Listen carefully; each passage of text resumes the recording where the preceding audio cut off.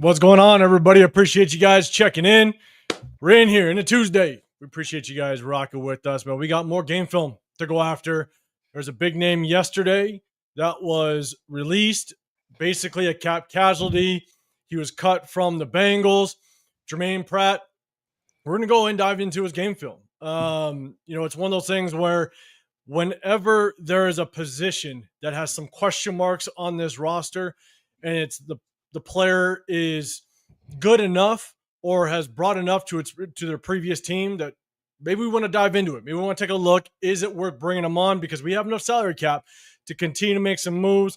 And we all know the linebacker position, we got a lot of question marks. And so I think this player potentially could have an impact, but at the end of the day, you guys could be the judge as well. We're going to break down his game film. I went through 2 different games, one week 10 of last year, another week 16 last year.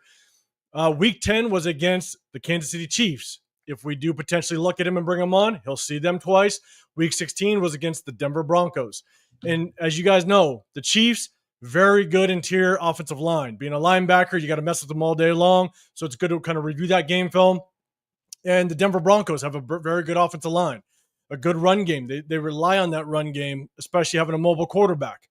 Definitely a good game to kind of break down, given the fact that he'll see the Broncos twice if we do decide to bring him on. So got those 2 game films, got about 40 plays to go through. So we're gonna have some fun. Get your popcorn, get your drinks ready. We're gonna rock out and enjoy this one. But man, I'm here with my guy Chris, Protect the Show podcast. Severe will be able to pop in just a little bit later. He's got some stuff going on, but at the end of the day, man, we can't wait for Severe to jump in here as well.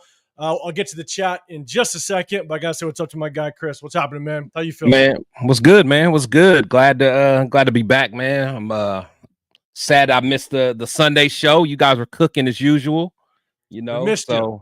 Man. It was all good, man. But yeah, you guys were definitely cooking, and yeah, I'm glad, man. Glad we can talk some ball again. Salute to you. Salute to my boy Severe. He's on his way. So salute to everybody in the chat, man. Hit that like button for us. Absolutely, man. We're going to get to the chat in just a second. But yeah, we went over Alice Kappa. If you guys weren't able to see it, go check out that one. We basically broke down. It was roughly around 47 plays of last year. I also clipped his injury that a lot of people said was plaguing him. And that injury was nasty. And sometimes it takes a while to kind of get over that, and it can linger. And so maybe that is affecting him. But we did break down one of his last games of last season, and that's probably what you're going to get out of him, unless we see some massive improvement. And I think at the end of the day, myself, Severe, we kind of said, look, as a backup, okay, veteran presence, that's fine. At this point, I'd rather see Dylan Parham starting than Alice Kappa, unfortunately, but based on that game film. And so, Chris, I don't know if you're able to see much of it, but I'll give you kind of the floor for just a second. What's your thoughts on Alice Kappa? And do you think that because rumors are now basically spreading that it's him and Carlos Rogers, our 3rd round rookie, are now battling? And so if a rookie doesn't make it, then there's a chance Alice Kappa might be the starter. So, man, what's your quick thoughts on that before we jump into the game film? Yeah, it's tough, man. I think it's just a big gamble. He's a veteran. I mean, he's played some good ball before. Spy Tech apparently trusts him. Brady, I'm sure, has something to do with it as well because he played with him. It's tough, man. It's tough because we just don't know which version of him he's gonna get. He showed. Last year he was just terrible. But his injury was real, like you said. Like his injury is legit. How can he bounce back from the injury? Who knows? So yeah, it's tough to say either way. I would love for the rookie just to, almost be kind of like how Glaze was, just right off the bat, just show some promise. But let the best man win. If nothing else, I think Kappa seems to be a good locker room guy, a good leader. So if nothing else, he can help, guide some of these guys and hopefully mentor them. And look, to your point, right? He could be a very good veteran. I just hope he's not the starter because Severe and I, when we were kind of on Sunday, we did a little research. He's the 2nd highest paid offensive lineman on our roster. which is crazy. Yeah. But look, we kind of broke down that film. If you guys missed it, go ahead and check out that Sunday live. We appreciate you guys. Make sure you guys hit that like button, subscribe if you can. We definitely appreciate it. I got my guy Chris, Protect Show Podcast. I'm 805 Raider, Real Talk, Raider Nation. You're in the Raider War Room. Severe is always with us, but we run a little bit late. He's got some stuff to do. Shout out to his little one, apparently, little kindergarten graduation, man. Gotta love it. Graduation, man. It's a big deal. Big deal, man. Anytime you can hit that milestone, it's a big deal. And I don't care how young paper, you know what I'm saying? Get that little diploma. My oldest, she graduated high school last year, and I celebrated her graduating kindergarten the same way I did high school. I'm serious. It's just like once you hit that milestone, you're like, damn, at least I got them to this point. Let's just keep moving. So, shots to Severe, man. He's gonna pull up. Let's say what's up to the chat, man. Raider Pete, your first one in the building. What's happening, man? I appreciate you rocking with us. Robert Pena in the building as well. Appreciate you pulling up. Marcus Banks in the building. What's happening? The 805 Raider in the building. What's going on, man? Appreciate you. I'm not bueno. What's happening? What's going on, Nab, man? Appreciate you pulling up. Hey, man, I hope you were doing a kind of a Venmo or just kind of a you're trying to help somebody, a family, get to their kid's graduation. I believe they were or graduation or ceremony coming out of the military. I hope it all worked out, man. Shout out to you, man, for just putting that together. What's going on, Jeff? Guys, make sure you guys go hit up Jeff's channel. Make sure you guys go show some support over there, as well as Raider Show family, man. I know you go live as well now, man. Make sure you guys go over there and fire. Show some support over there. Jason Downs, man, with changing up the picture again. God damn it, man. By the end of this live, it's going to be a different picture for Jason. I know it. You're going to distract me from breaking down some film. What's up, Rosetown? What's going on, man? Mark, what's happening? Appreciate you pulling up. You guys are flying. Chewy, what's going on, man? I know you started your channel too, guys. Make sure you guys go hit up Chewy as well. Show some support over there. Give him some subs. Chris, for Raiders, what's going on, man? Guys, show some love over there. What's going on, man? Show some support. They're the hardest working men in showbiz, man. They're always on there. Always. Salute to them, man. I love it. They do one live, and it's like 5 of ours put together, man. So they on it. And what's going on, man? Appreciate you pulling up with us. Good seeing you in Bakersfield, man. Eric G, what's going on? Appreciate you pulling up. Eric, I shot you an email back just so you got it, but I appreciate you pulling up. Yoshi, what's going on? Yoshi. Good seeing you. Let's see. Man, people keep flying in here. I got to make sure I get to everybody before we jump into the film because, man, once I do, it's hard to look at the chat, to be dead honest. What's happening, my two? Salute to all y'all, man. Absolutely. Raider Hawaii, man, I shot you an email too, man. I appreciate you. Hopefully you got it. Man, Lunatic in the building. What's going on, man? Oh, what up, Lone? Man, Lunatic, where's the other account? Chris wasn't here on Sunday, I saw it. I saw it. That was fire, man. Yeah. Lunatic's hat got an account. That's fire, bro. That's fire. Got his own account. Make sure you guys go hit up Lunatic's channel, Raider Agents, and hit up RaiderVision.com, VIZION, man. Fire content on that website. Make sure you guys go hit it up. What's happening, SoCal? What's happening? Appreciate you. Alec M in the building as well. Man, you guys are pulling up. When we go through this, in the building. And real quick, it was who was it? It was Jason Downs, man. I know you jumped in here with your ABC and cab. When we break down film, I'm not doing any of the stardom, bench 'em, cut 'ems, all that stuff, man. It's just cutting up film and doing that at the same time. It's a little too much. Plus, I think cutting up film and breaking down some of these players is damn important. So definitely want to dedicate all the time to that. So, because you know how it is. When we do a start and bench and cut them, man, we could take 30, 45 minutes just talking about that. Right. So I definitely want to break down some film a little bit. So we appreciate everybody rocking with us. If you can't hit that like button and subscribe, we do a sub-only chat. So it just kind of lets you guys show our appreciation to all you guys out there showing that support. And so, Alec, you already kind of get into it. Adam Pratt would definitely be worth it. Much better than a Shaq Thompson.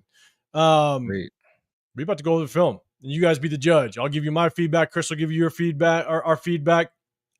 But definitely want to get yours as well. So as we go through it, remember, hit that hashtag Raiders. If you have a comment to the play or a question or what have you, hit that hashtag Raiders. It just allows me to kind of see it and it catches my eye. I don't want to miss any comments.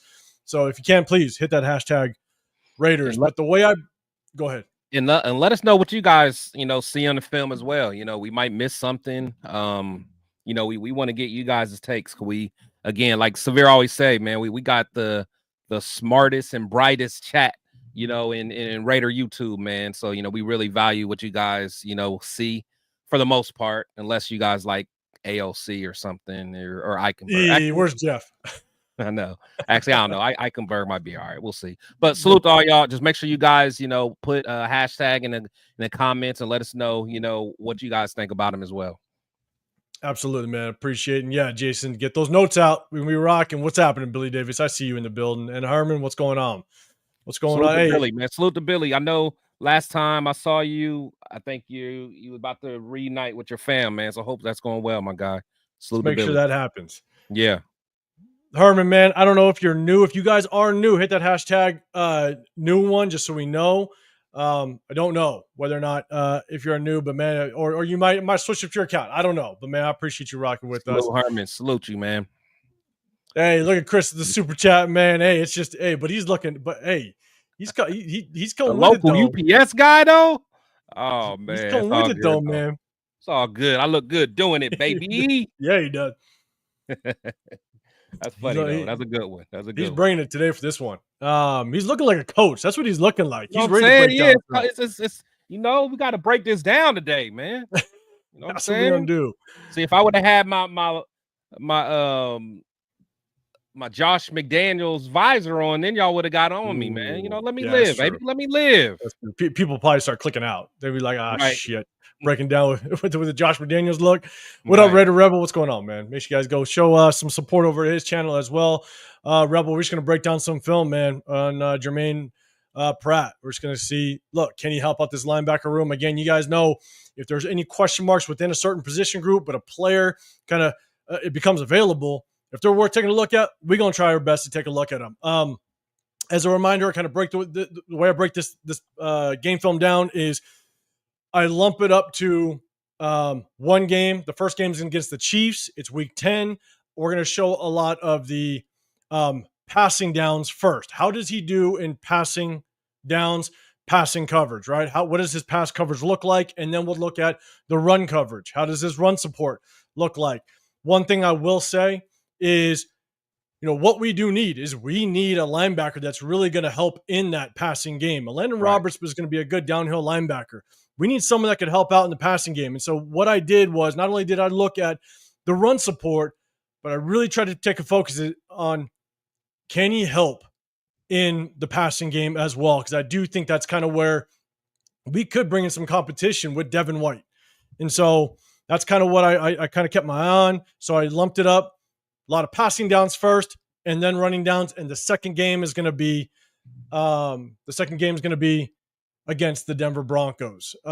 So I did see Derek Harris. What's going on, man?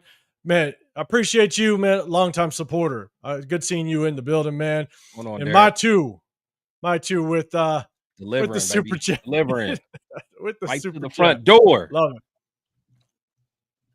There it is. Starting out right. And with that being said, we're going to jump into the field. Remember, hit that hashtag Raiders if you got something for the clip or a question for us or just a comment. Hit that hashtag Raiders again so I can bring it up. But hey, if you guys just enjoy us chopping up some film, chop it amongst yourselves. But at the same time, man, if Piano Man comes in here, you guys make sure you guys put him in check a little bit. He was playing a little rough last time. Oh, yeah, okay. Put him in check. He's getting a little loud last time.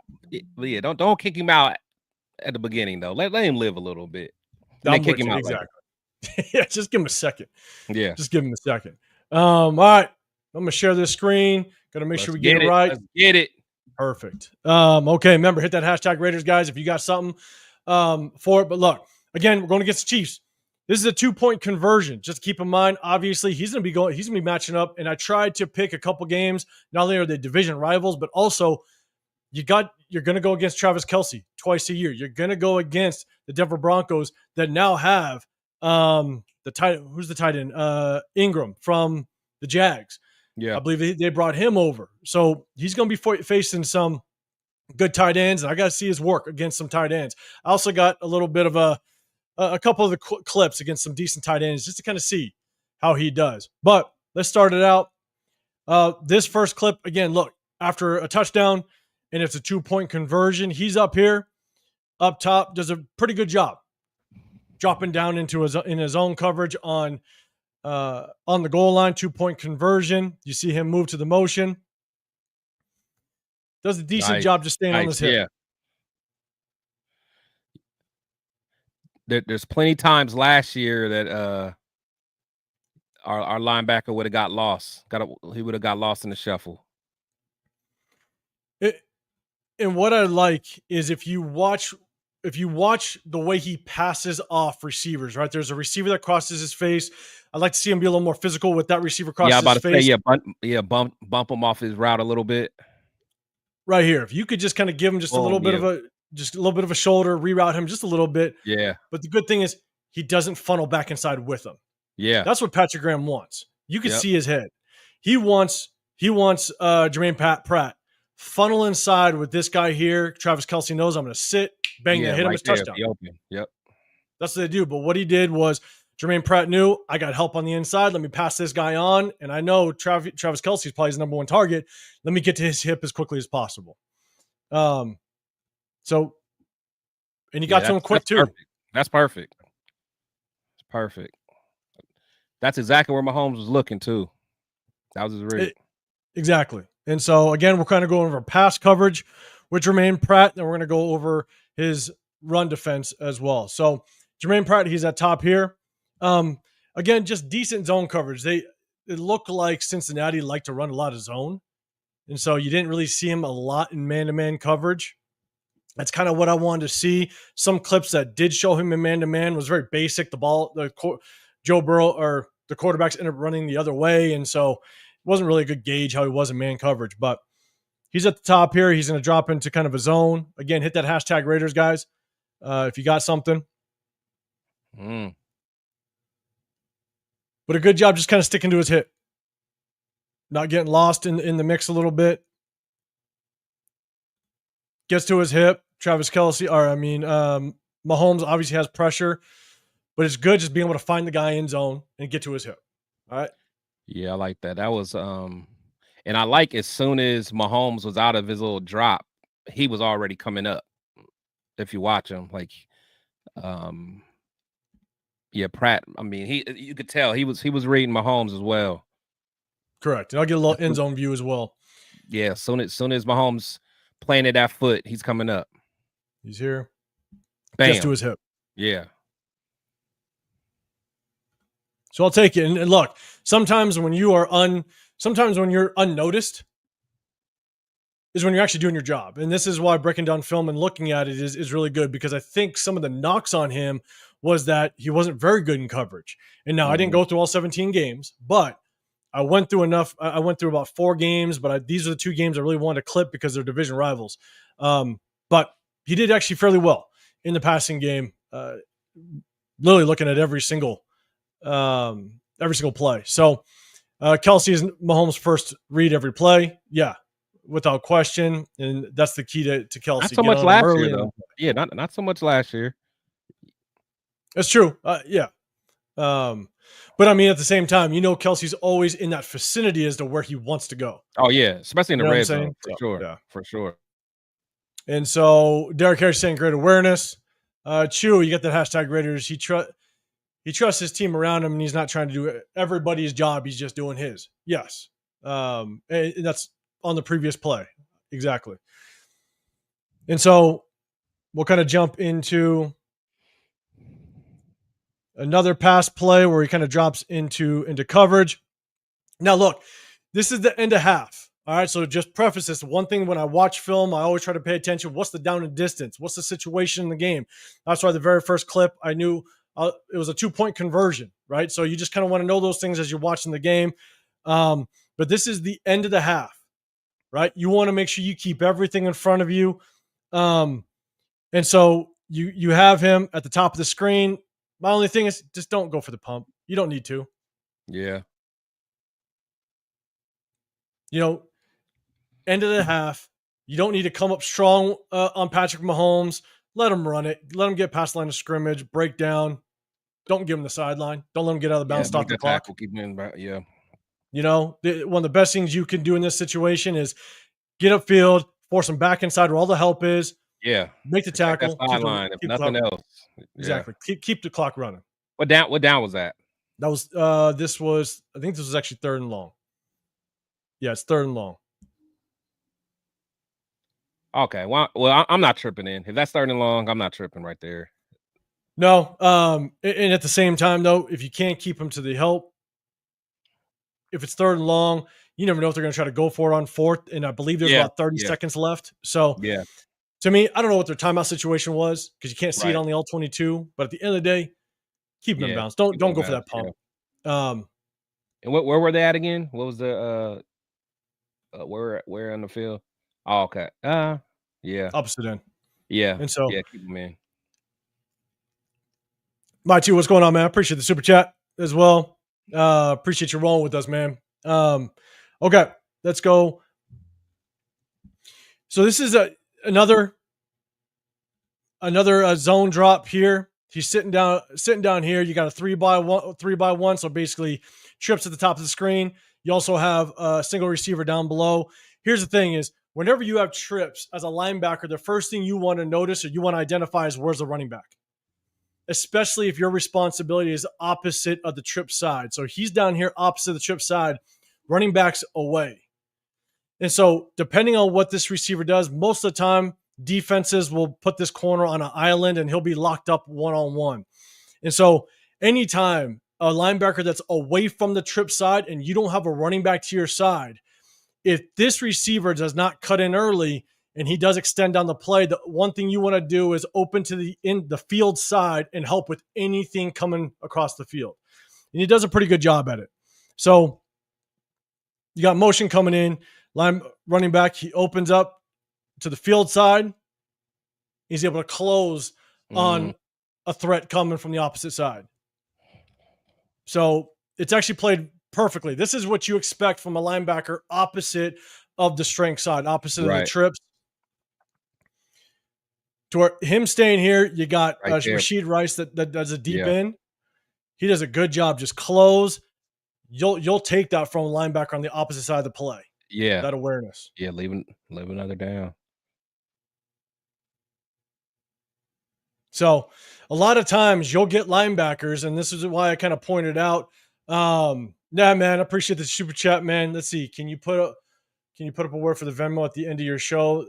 The verify. Yeah. Okay. So now, man, if you can put the Venmo person, I think it was Veronica. If you could put her Venmo in the chat. Yeah. With the last 4, the 1834. If you could put that in the chat, please do so, man. I appreciate you doing that. I shot them a little bit of a Venmo yesterday, and so when you were live on, so yeah, put her Venmo in the chat plus the 1834, and people, if you can, definitely do it, man. Appreciate that.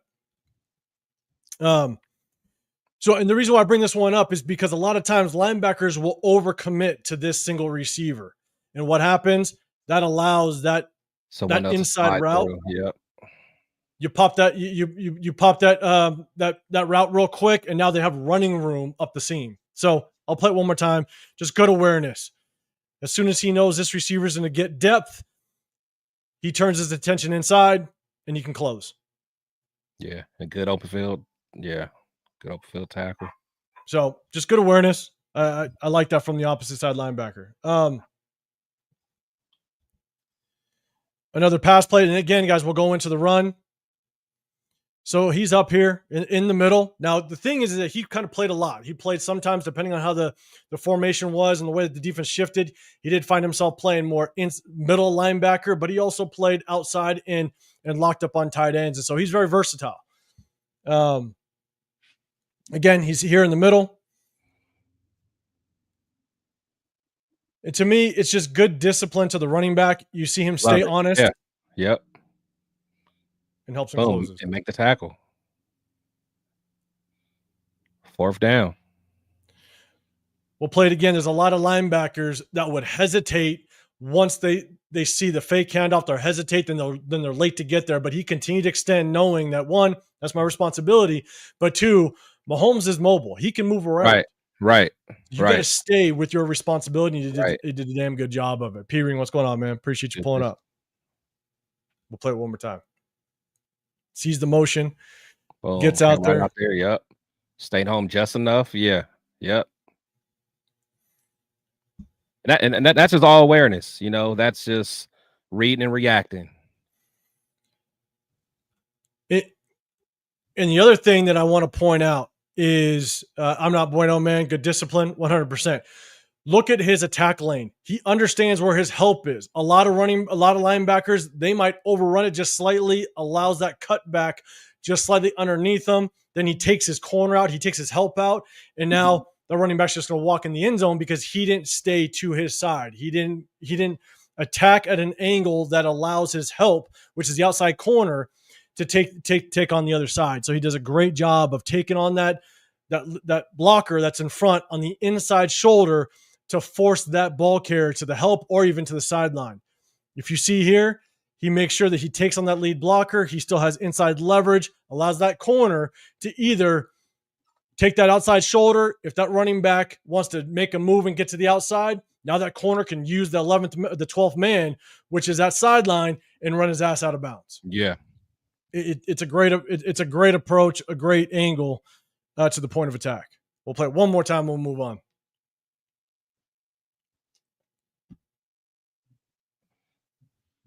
It's a great job.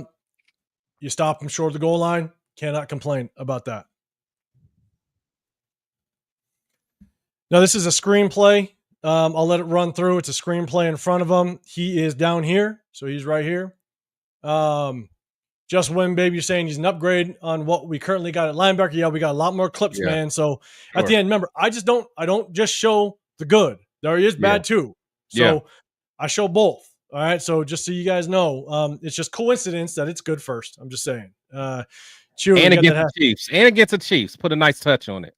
Exactly. He says, yep, seems that defensive team really has good chemistry and trusts each other, something our Raiders have been lacking with the coaching changes. Yeah, and here's the thing is that sometimes it's good to watch all of the game film, not just highlights or clips or what have you, because sometimes your play struggles if you don't have help around you. For example, right? Sometimes if you have a strong defensive line, they take up some double teams, they free you up and you can fly. Or sometimes you have crap defensive linemen in front of you and they get double teamed, they get driven back. Right. And now they just get driven down the field right into you. Right. It's tough. A lot is determined on the help around you as well. But communication is key, and I do have some clips on just how well he communicates, and you can tell he's a leader on this defense. So, and Chewy, the rest of you guys, I appreciate you guys hitting that hashtag Raiders because, man, remember, it just catches my eye. So he's down here, a little good pursuit on a screenplay. Gets downfield. Makes the tackle, gets him down. And this is one of the hardest things to do. The screen's on the opposite side of the field. So now you're trying to get there. You're trying to get there with some urgency, but at the same time, you can't allow him to cut back where he has all the field to play with. And so you got to come in basically under control, but it's one of the hardest things to do when you know they can cut back underneath you. So he's got to know where his help is, stay under control. He basically gets off the blocker here and just secures the tackle. Again, I'll take that from the opposite linebacker. Oh, yeah. Away from the play.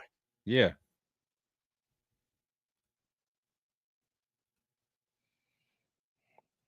So let's go. All right. So here's another pass play. This is where it's tough. You see signs of this. I'm not saying it's all the time because there's actually a clip where you kind of see a little bit of speed. It's later in the season, but this is one concern. Again, I didn't go through all 17 games, but you saw this a little bit. Is just I'm little question marks on his speed, right? Patrick Mahomes steps up, he's got to chase him, and he just doesn't get there. You want to see a linebacker, and bad angle. You want a linebacker that's going to be able to chase down Mahomes. Yeah. And so, yeah, Chris, to your point. He should have been running down the 40, like down the 40-yard, like boom, run down to 40. Like that, he shouldn't have came up. That was just a bad angle for real. But you're right, his speed is definitely lacking. So there is another clip that his speed looks a little bit better. So I don't know which one it is. It's tough. But again, Mahomes isn't fast. He's elusive. So if you can't chase down Patrick Mahomes, and we're the idea of bringing you in is more for that pass coverage type of linebacker, that guy that can roam, because Landon Roberts is going to be our downhill linebacker, our true run stopper. You want to see him have just a little more agility. But again, I'm not saying that it's bad, but you better catch Patrick Mahomes from behind. You can't let Patrick Mahomes outrun your ass. That definitely has some question marks in it. Raider Hawaii, I think he'd be the best linebacker on our roster. I do think Landon Roberts kind of has the edge a little bit, but it's more athletic. But they do have their own sets of traits that set them apart a little bit, and you'll see it as we continue to go on. Chewy agrees with you, Chris. Bad angle. I like him. Pratt can do well in coverage too. So, and that's the big knock on him. When I started doing research, a lot of people questioned just how well he could do, and so that's why I really took a focus on his ability to play in pass coverage. Someone likes the hat. Someone likes the hat, Chris. Chewy, cut him some slack. Mahomes got has Waddle to him. Yeah, it is a Waddle. That is true. It is a Waddle. You ain't lying. All right. Another pass play. Again, I'm going to go into the run side in just a second. Let's see. He's right here. Just a little late on the break. And so I'll show the end zone view, and you'll see Mahomes. You'll see Mahomes' eyes. So I'll do the sky view again. He's here. There's really no threat around him. So I'd like to see him be able to settle, get to his drop, settle, but then turn your eyes inside and not just cover grass. That's the hardest part when you look at defenders. You don't want them covering grass. You want them to be able to break onto the nearest threat. And so when you see him drop, so he drops, he's got threat in front of him. Everybody clears. The corner's got the flats. So there's nothing there. This receiver's taking the top off. He's fine. You want him to be able to take his eyes inside quickly, because that's where the nearest threat is. The linebacker opposite of him does a very good job. He knows don't need the flat threat. It is first down, so you could play a little bit loose. That's fine. Corner is still playing basically that cover two option. The cover two option is basically this corner has the option to either sit underneath this corner route, or if Mahomes looks, he can come down and get the flats. So this linebacker truly is sitting in the middle of the field. He does a good job. He knows that this receiver's extending. This receiver's going to flats with corner help. So he looks inside instantly. That's what I'd like to see Pratt do on this one, and he's just late to it, unfortunately. So a little late. He still saw the read, but Mahomes is looking there the whole time. So I wish he would have been able to break just a little bit quicker on it and notice it. You'll watch Mahomes' helmet. You can watch his eyes. He's linked into the center of the field the whole time. He sees him. It's Kelsey. He sees him. The threat's gone here. Corner sitting in the flats. Your other receiver already cleared your zone. You're settled. Eyes have to go inside to Kelsey.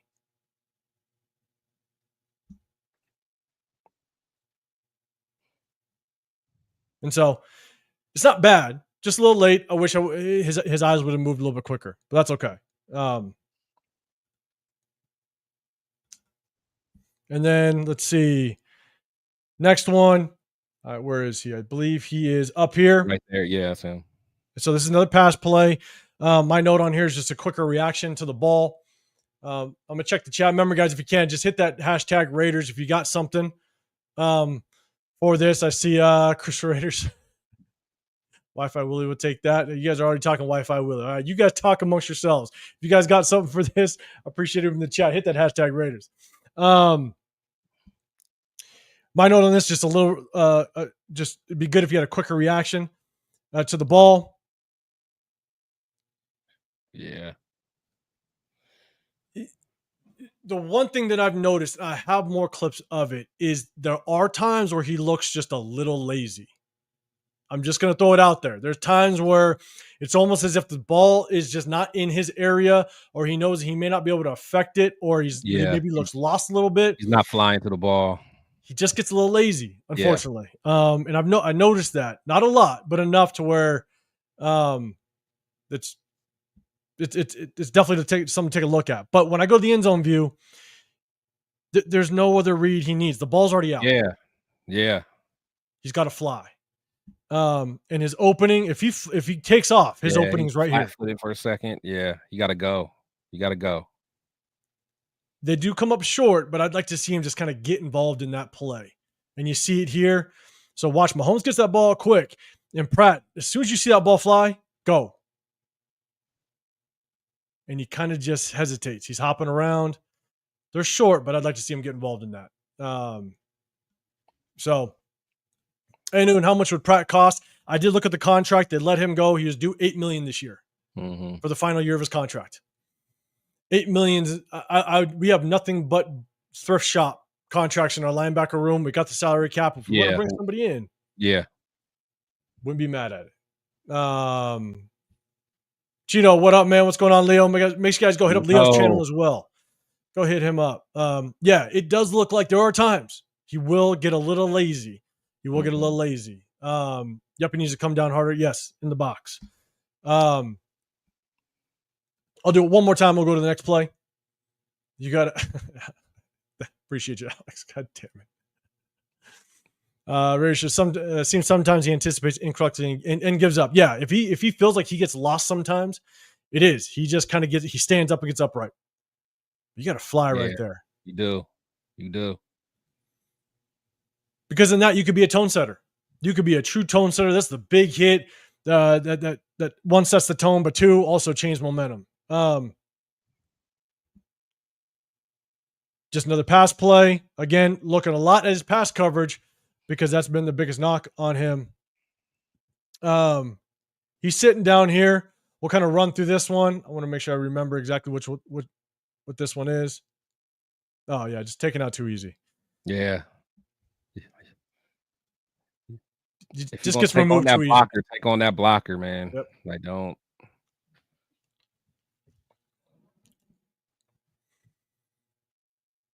Yeah. I'll go the end zone view real quick. Yeah, I'll go end zone view real quick, and I'll go back to the sky view and kind of give you my thoughts. But you see him; he's right here. Ball gets out. I'll go to the sky view real quick, and here's the thing: as soon as you see the ball fly, the thing is that you got to know where all your help is, right? As a defender, you got to know where your help is. He understands that he's got a safety and a corner outside of him, and so you want to make sure either right here, put your shoulder in this guy and take him inside out. Yeah, right? Take him inside out. Take him on. Yep. Close this lane down as much as you can. You have help here, so I'll go back just a little bit. Oh, my bad. Here we go. Right here. This situation right here, you got your eyes to the sideline. You know where your help is. This is 2-on-1 right here. All you have to do is close this light right here. If you close this light, you close this lane, your guy right here should be making that tackle. So you got to come hard, put your shoulder right into this lead blocker and take out this inside lane. Bang, you got yourself a gain of 2-3 yards. But you allow the guy to kind of jump underneath instead of a 2-3 yard gain. Now it's a 7-yard gain. So again, just one last time, it's just knowing where your help is. Right. Got help on the inside, 3 against 1 on this might be Kelsey out here. 3 against 1 out here. Take this lead blocker on. He got cut to that inside lane. Got to. But he just takes the easy way out. Yeah. He gets removed way too easily. Contact. So Chewy said, but I like how he turned up that quick when he knew he lost the bump. He turns up quick, but the problem is, and I'll kind of go back up. He turns up quick, but again, you turn up quick that way because you're kind of sailing at that point. Yeah. You're just kind of sailing. Yeah. And you're not going to have much of an impact by turning back upfield that way. So All right, we'll go to the next one.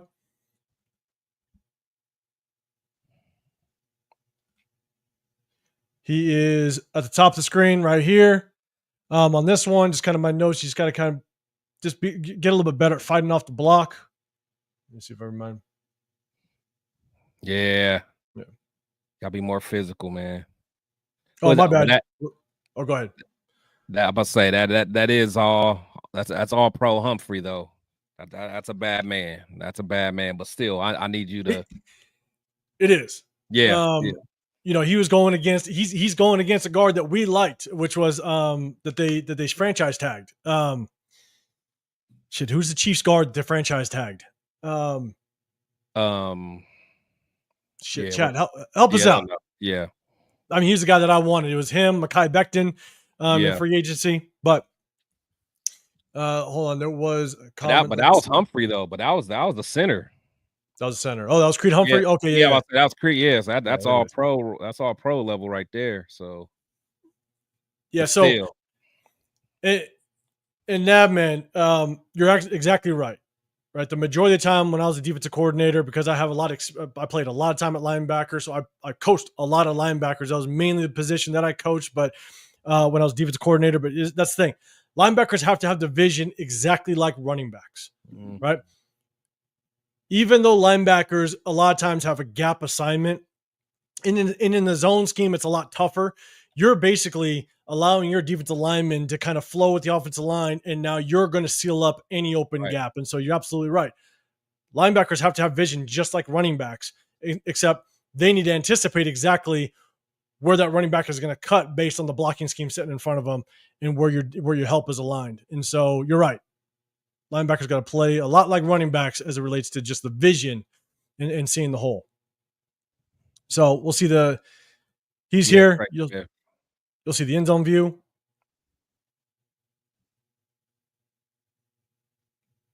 Yeah. He didn't want no parts of Creed. I know. He didn't want no parts of him. The only knock I have a little bit on this one is, he saw the ball. The good thing is, as soon as contact was made, his eyes were open. His eyes saw exactly where Isaiah Pacheco wanted to go. You just want to see him fight off that block a little bit better. Yeah, be more physical. It'd be different if he lost him in the mix or something, but right here, he sees him. Yeah. His eyes are right. Everything's good. Just fight that block off a little bit. A little bit of hold. I will give him that. You see Humphrey's left hand underneath that armpit. A little bit of a hold. But yeah.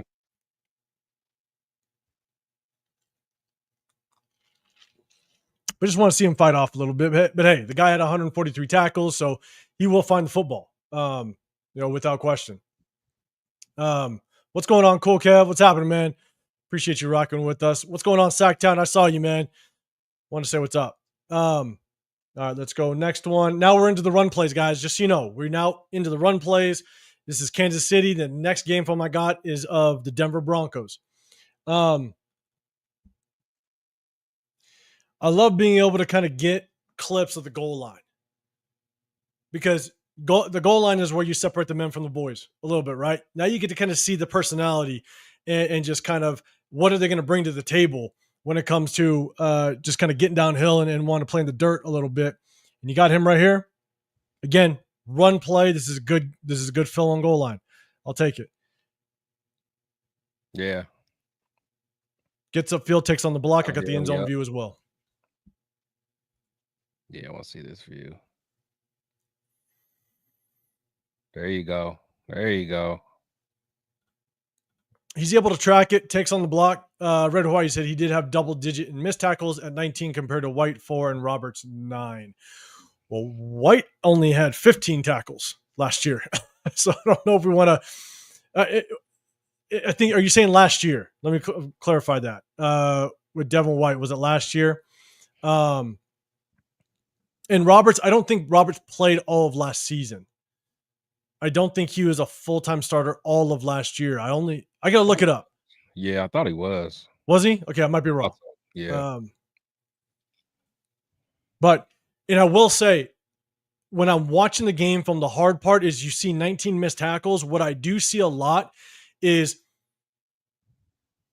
because the Bengals defense was not very good, there's a lot of times where he's there at the tackle, but he's getting hit by his other defenders or his other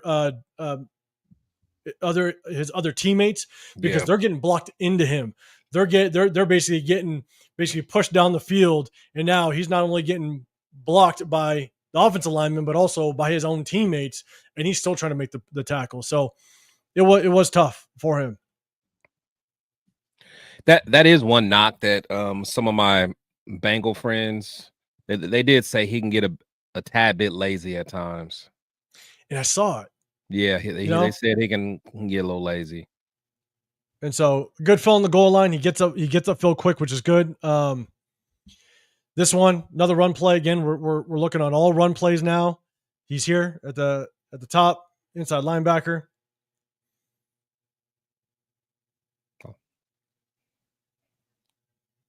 Gets upfield well. I mean, he's taking on 2 blocks, so I don't care if that running back drags you for 5 more yards, fighting off 2 blocks and making contact.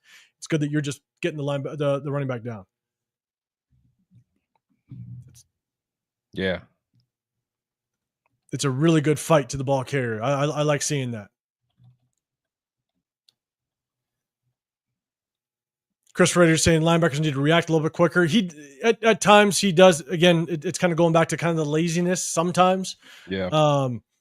But also there's times where he flies. Now remember, this is week 10, so kind of midway through the season. We'll play it one more time. Again, taking on 2 blocks, kind of getting into that line of scrimmage as quickly as possible. And you're going against a mean runner too. So Isaiah Pacheco ain't easy to take down. No, he's not. We'll play it one more time and then get to the next one.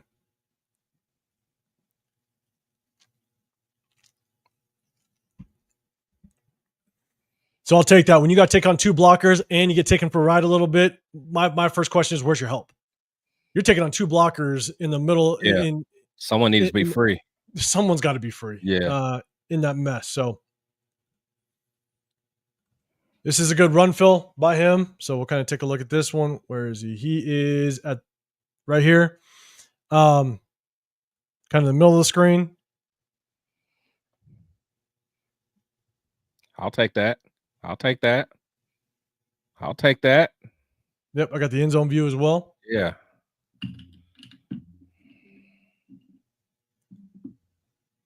He's right here in the middle.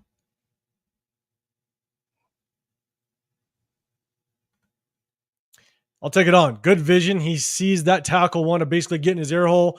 He gets his hips, takes on the block. Still has his eyes in the backfield. And still be able to get to the running back. I'll take it.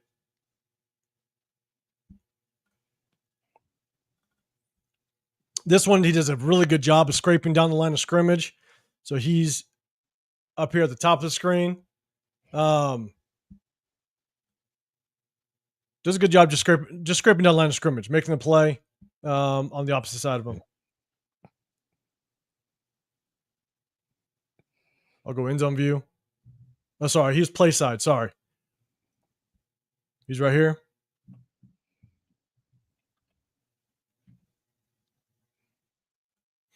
Does a good job. I'll go eagle eye. The sky view does a good job as he's moving. Now he's a little late to the reaction. I'd like to see him kind of get on his toes and move a little bit quicker.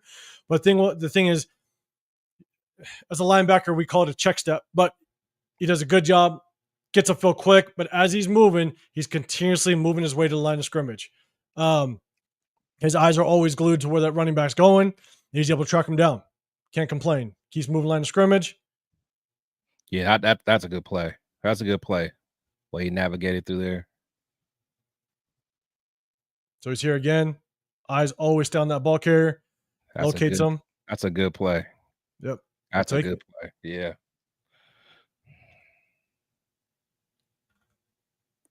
Let's see.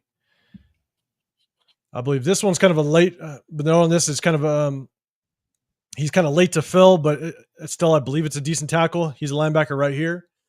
So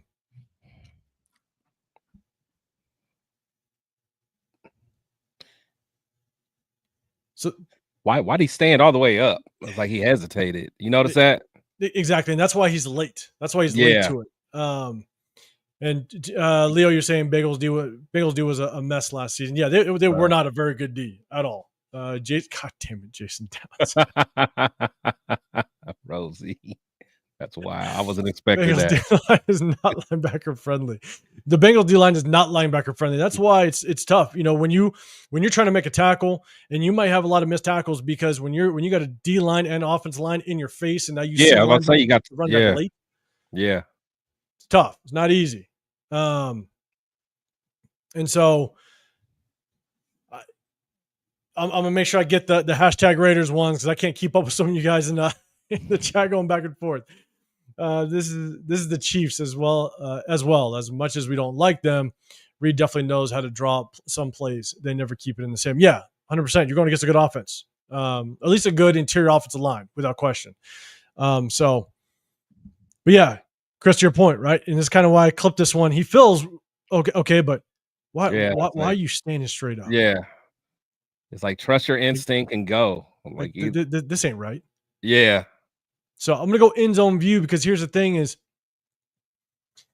it's tough because you see where the opening is created. You see the gap. So he's right here. It's like he lost sight of him. He did.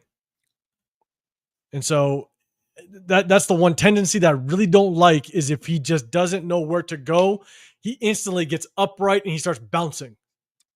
And when you bounce, you can be late to get to where you need to be if the running back is taking an angle away from you, right? Like you can get caught. If you're bouncing, that's the one thing I've never taught kind of my linebackers do is don't bounce. Because if you get caught with both your feet off the ground, you lose that half a second to plant and take off. And he just gets upright and starts bouncing, which is a little strange. But at the end of the day, good fill, 2-yard gain. You'll take it. But it's just to kind of show the tendencies. I'll go to the next one. And so here, this one, he just has to do a better job. I believe he's down here. Just got to do a better job of holding the line of scrimmage. We'll kind of go through. We'll go through the clip. I believe I have the end zone view for this one, but he's right here. You know, he's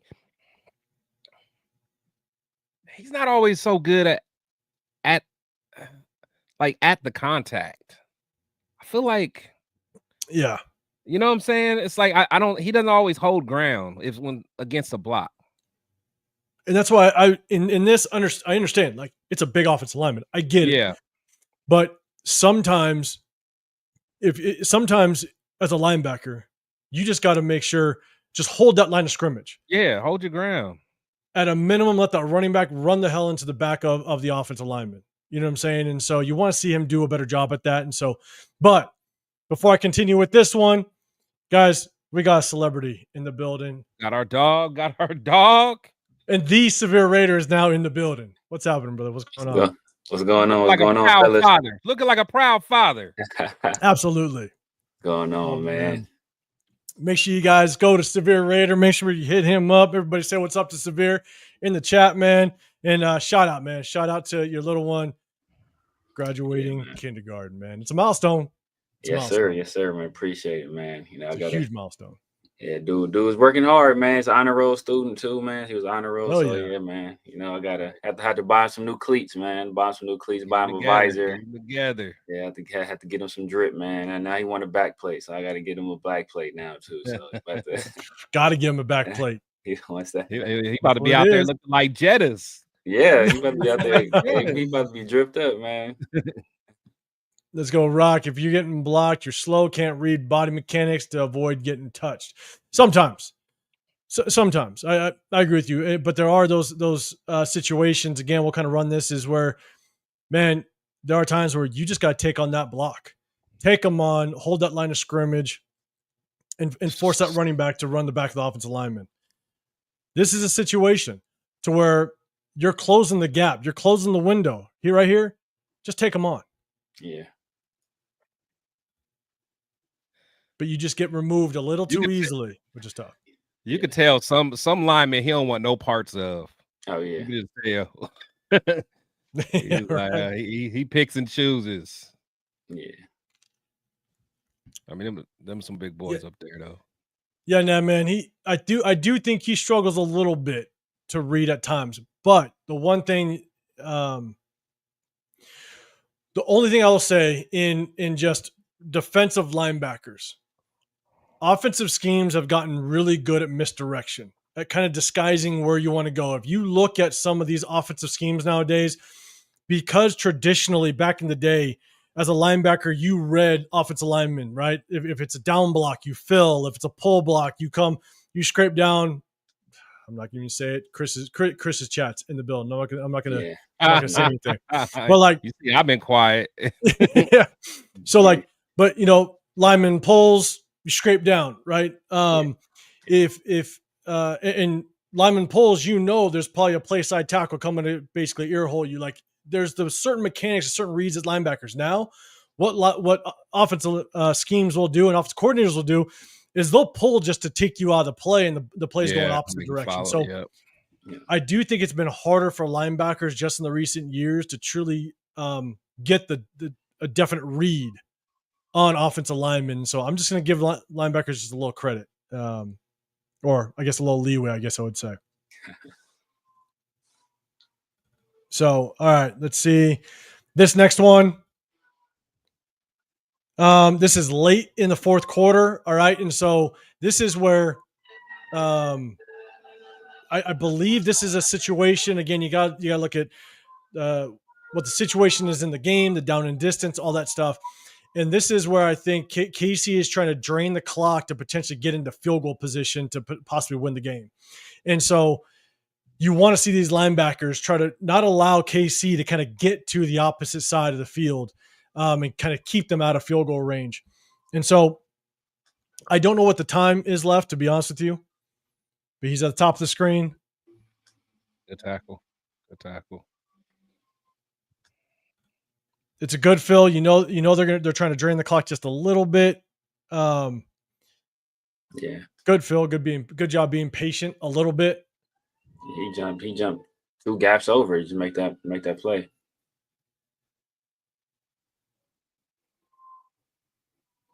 Yeah, he read that. He stayed home.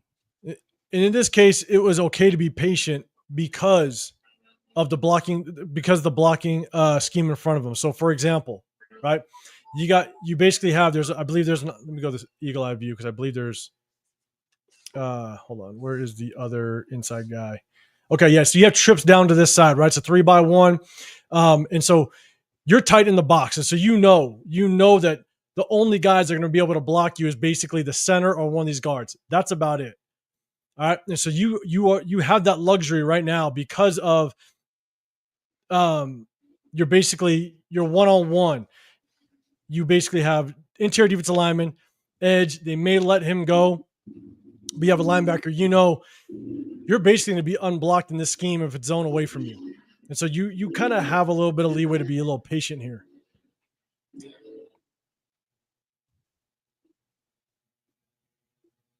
And to me, that's just kind of understanding the formation and what the blocking scheme might be in front of you. Yeah. So good patience. I like that play. Yeah. Now this one, he kind of misses the cutback. I want to make sure I kind of get down to the chat. Remember, guys, if you can, hit that hashtag Raiders if you can. J-Dog, as the point of contact is too high. I think you might have been talking about the previous one. It was. And again, it's because it gets that habit of kind of popping up a little bit. But I appreciate you rocking with us, J-Dog. Rafa, what's happening, man? Make sure you guys go hit up Rafa. Make sure you show some support over there, man. Appreciate you rolling with us. Raider P, you're saying Pratt doesn't have to be a captain anymore. He can play his game and bring consistent tackling on a 2-year deal. Man, at the end, once we kind of go through this, we'll definitely talk about it. But I do think, we can use some help in this linebacker room, and you guys be the judge after we kind of go through this game film. What you think? So I believe he's right here. A little bit of a misread on the cutback. We'll kind of go through it. I got the end zone view as well. You see motion.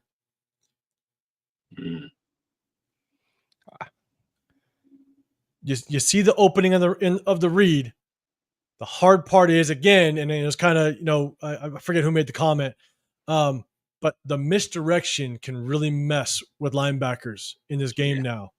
And you see Rashid Rice, he hesitates that misdirection. Yeah. See, with me, thing that I don't like about him, and then, I mean, overall, and I know we'll talk about it, but I still feel like sometimes he's not afraid of contact, man. But it's like, if you're going to go that way, then go balls to the wall. Yeah. When I say that. Yeah. Go all out, man. You know what I'm saying? Like, if you're going to go, just go.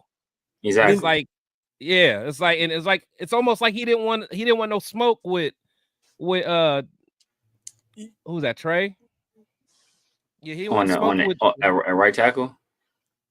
Well, who's 65? What's 65? Who's the guard that we liked? Severe. Yeah, that's Trey Smith, right? It's Trey Smith. Yeah. I feel like he like he didn't want no smoke with him, man. And so here's the thing: is I don't understand. I don't know. I'm not going to claim to know exactly what their defensive scheme is here. But the thing is you have a tight end. Tight end's going to block down. Even if Rashid Rice at the snap comes back this way, yes, Mahomes can fake that handoff and you can kind of boot out. But you still have your corner on the outside. This receiver goes in motion, so now you have your corner left as well as your safety on top. So you don't have to get to the backside extremely quickly, because the only help you need is quarterback help. Your assignment is now the quarterback. It's not Rashid Rice going in the flats. This receiver goes away. Corner doesn't go with them. And so we'll kind of see it completely play out. You're in a zone. Corner steps down. You're in zone coverage now. So we'll kind of go through. Even if Mahomes fakes this handoff, corner picks up flat defender. You can still step down, watch for cutback. But even if Mahomes keeps that ball, you got plenty of time to recover and go get Mahomes in the backfield. Plenty of time. And so I'd like to see him commit more to this cutback than anything. And he was going there, but it was almost like he was avoiding the contact. It's one of the situations where he ain't trying to get earholed by Trey Smith right there. Like That's what I'm saying. Like, up right here, he didn't want no parts of that. He gonna get a clean shot on, a smooth, because like nobody got any hands on Trey Smith at all. So it's like he's gonna get a smooth, those shots when you get hit in the side in your ear. Oh my God! Especially when you're not expecting it. It's like. And honestly, that's the first thing I saw. I'm like, he just didn't want no smoke. Now he saw that. He's like, bro, he running free. No, I'm good. Not me. That gonna be that. I will not end up on IR on this play. But it's another opportunity for him to set the tone. You know what I'm saying? It's another opportunity for him to come downhill hard. Bang! It opens up. Yeah, he may not have wanted anything to do with Trey. I don't know. But we'll run it one more time. But he had the opportunity to come and close and get that cutback lane. You can be late to go and get Mahomes. You got all the help over here. That's fine. Be late to Mahomes. Yeah. Be there for the cutback. So let's see. We got a couple more from the KC game, and then we're going to be getting into the Denver game. And so this one, my notes, let's see. I believe he's down here. My notes, he needs to have a quicker run, Phil, but I don't think, I said it's not his fault. Let me see. Okay. It's better on the end zone view. It's tough. You'd like to see him get the line of scrimmage a little bit quicker, but I think this is more actually this defensive lineman's fault right here. But you see Pratt right in the middle. Yeah, see, that dude, that dude is, he don't want no smoke with Trey Smith. Y'all trying to put this on Pratt. Whoever that D tackle is, he don't want nothing to do with Trey Smith. He don't want nothing to do with Trey. Trey Smith is taking his cornbread, taking his cocktail fruit, taking his little cookie you get from the commissary. He making him sleep on the bottom bunk. He making him sit down when he use the bathroom. He don't want nothing to do with this dude at all. And Pratt is like, bro, what y'all this on me? I got this dude coming at me full speed. And he doing, boy's doing stuff like how we was looking at Kappa. How Kappa was just, hey, you know what? He just get manhandled and he just threw after that. Like, that's how, look at that. Look at that. Yeah, he's basically, for him, it might be, now you guys see the end zone view. He's just got to get into the line of scrimmage a lot quicker. Mm-hmm. Don't allow Isaiah Pacheco to have that big of a gap to run through. You got to get to the line of scrimmage quicker. It's hard. It happens so quickly, especially with Trey Smith getting off of that defensive tackle so easily. But realistically, that defensive tackle should have done his job and actually closed that gap down. So it is more on the defensive tackle, in my opinion. But I'd like to see Pratt just be a little bit quicker to the line of scrimmage and close the amount of running lane that Isaiah Pacheco had. And so you just got to be a little bit quicker because you see him here. I'd like to see that it's a clear handoff. You're a linebacker. Gets that line of scrimmage as quickly as possible. The good thing with us, for the most part, as long as we stay healthy, he'll have the opportunity to be a lot cleaner. Someone like Adam Butler, and even Wilkins, if he gets healthy, that. See the problem is, I know people want him to pull the trigger there, but it's almost like that play where we commended him for being patient, because in that play, Pacheco had 2 gaps to go to. Mm-hmm. He could have went. He could have went. Committed. Yeah. So he made Pacheco commit, and then he shot the gap and made the tackle. Right there, he was trying to do the same thing, but that D lineman, he didn't do nothing with Trey Smith. That was a fly hitting the windshield on your car. Like, he just rolled right through, dude. So at that point, it's like, dang. Well, now what can I really do? Yeah. So, and that's why you see my note down there. It's not his fault. Yeah. Because it's more on that interior defensive lineman. I would just like to see Pratt just make quicker contact, closer to the line of scrimmage, to just kind of close up that running lane as much as possible.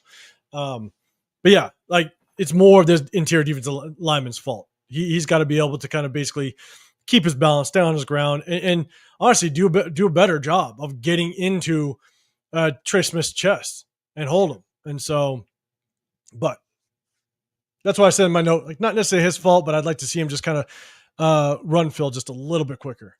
Yeah. I think that play on its own, like, just isolated, wouldn't be too bad, but it's like we've seen it. It's like, is it a trend? Yeah, I don't know. So Jonathan Studio, you're saying Germaine Pratt, overall grade, 110th. I think it's great.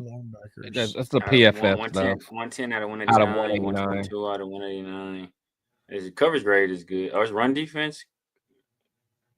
Run defense. So run defense grade is 63. Okay. 63. Coverage grade is 125. Yeah. It's playing better in all categories except coverage. Okay.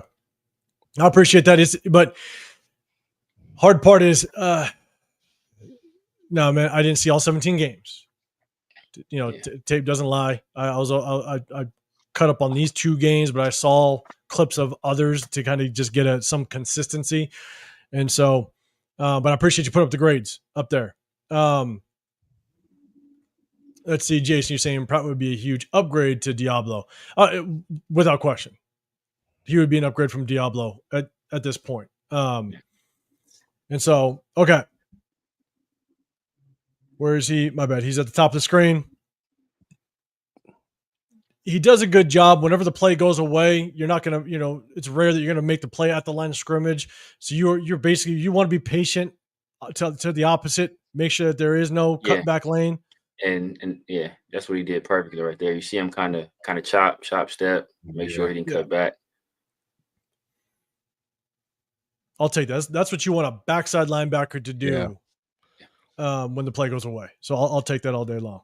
For the most part, his pursuit's pretty good. As long as he feels like he's gonna be clean. Yeah, exactly. As long as I know, right? As long as you don't got Trey Smith, right? Good. Nah, man, you said looks kind of like a Tampa 2. They actually do run quite a bit of a Tampa 2. I got a couple clips of Pratt actually getting into coverage. So they do run a Tampa 2 here and there. Let's see, Chewy, you're saying Pratt's actually not that bad. They just had a really bad year last year. Not saying he's A1 like steak sauce, but Pete can build him up. Yeah, at the tail end of this, we're definitely gonna break down our opinion of it. I'm not bueno. Yeah, Bengals defense is terrible. Not sure what to think. So yeah, Bengals defense was bad. So we'll do it one more time. Again, good job. Be impatient. Play goes away. This is what you expect from an opposite linebacker. Yeah. We'll show the end zone view one more time and then get to the next play.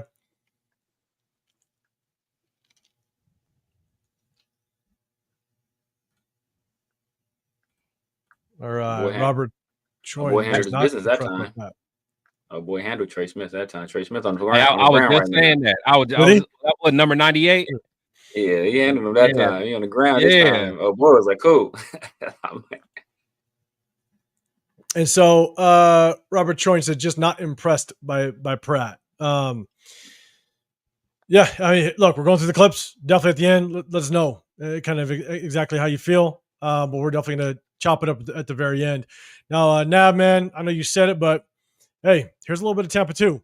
And what I like is that he's playing here kind of towards the middle. I think it would be him or possibly Landon Roberts. Robert White's last 3 seasons been solid. Not last season. And not even the season before that. I think it was when he was, God, was he on the Eagles and cut by the Eagles? I don't know. But last year, if you can find me some game film on Devin White last year, please send it. Because I looked. A lot of special teams work. It's going to be AI. Okay, so now we're looking at the Denver Broncos. And again, I like to group it up. We're going to focus mainly on his pass coverage so we get a good idea as to what his pass coverage looks like, but then we're going to look at his run defense. And so he's sitting there in the middle. And look, this is where, Nabman, to your point, a little Tampa 2 drop for you. Sit in the middle, does a good job, reads it, and gets out. Does a great job of dropping underneath that middle seam route.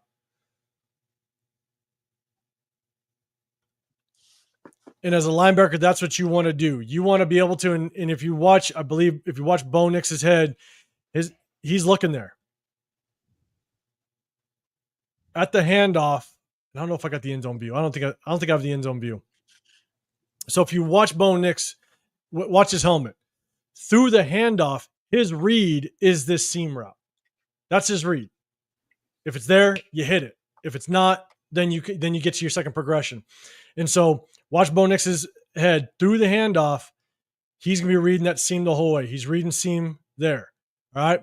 Seam's not there because you got Pratt. You got Pratt dropping, and now Pratt's sole responsibility is to get underneath that route. Do not allow Bo Nix to just fire a dart into that seam. You want him to put air underneath it so those 2 high safeties can now potentially close on it. You want to force that quarterback to put air underneath the ball so your safeties have a little more time to get there. Yeah. He does a good job.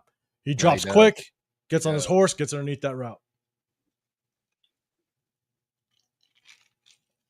Now, we'll say he doesn't stay with it too well at the top of the route. He does allow him to get a little open because if Bo Nix did see it, obviously, Bo Nix has run off the opposite arm. Yeah, that's by then that's a tough throw. It is tough. Yeah, only Mahomes making that. Yeah, but you definitely want to kind of continue to stay underneath him a little bit because this receiver works back and Bo Nix puts it here. It's a touchdown. But does a great job dropping. Yeah, so I'll give it to him.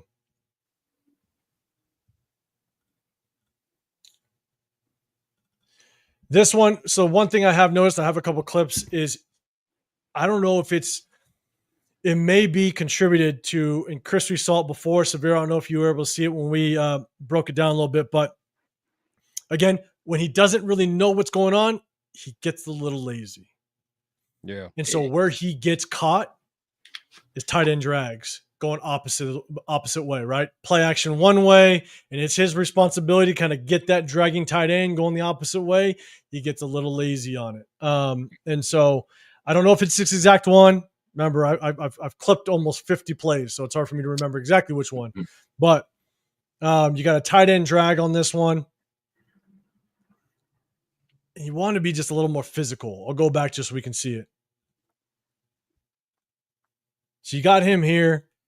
He sees the tight end. You want him just to be catch him a little bit quicker, be a little more physical. Yeah.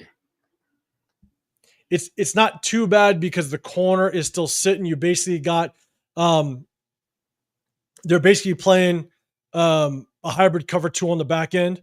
And so you have this corner. You're going to stay with this receiver. You're going to stay with them until you get a threat. Yeah. The moment you see a threat, this corner is going to branch off and take this underneath route.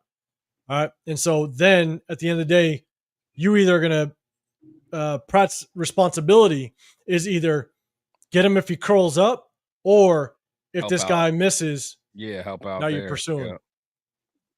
But I just want him to see a little bit quicker, get some more hands on that tight end. Yeah. But not bad. But want to see a little bit quicker. Raider Pete, man. Raider Spillane, Chase on Diablo at full health under Graham and Carroll. Spillane, Chase on Diablo at full health under Graham and Carroll, or White, Roberts, Pratt. All new, all 1-year deals. With nobody cuffed. Chase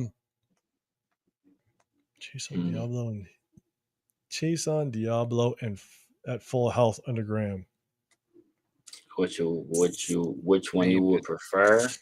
Yeah. I mean, if it's just Chase on's more of an edge. Yeah, more of an edge. I don't think that's a good comparison. Yeah, Chase on is more of an edge, but I'll be honest, I still would take Spillane, Chase on.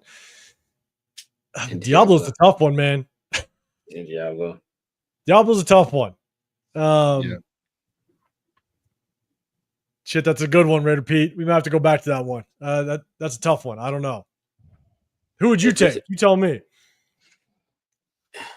For me, if it's like if we're looking at for just one season, then I'm taking Spillane, Chase on, and Diablo. Yeah, I was about to say. If you're looking at team building, then I'm going with that second group of guys, because you're not handcuffed to any of them, and you can upgrade via free agency or the draft, which we punted on this time, so you can't say we definitely will, because we probably had an opportunity to do it this draft and we elected not to. But one season, I'm taking the top one, but just in terms of building a team and keeping your financial house in order, probably that second group.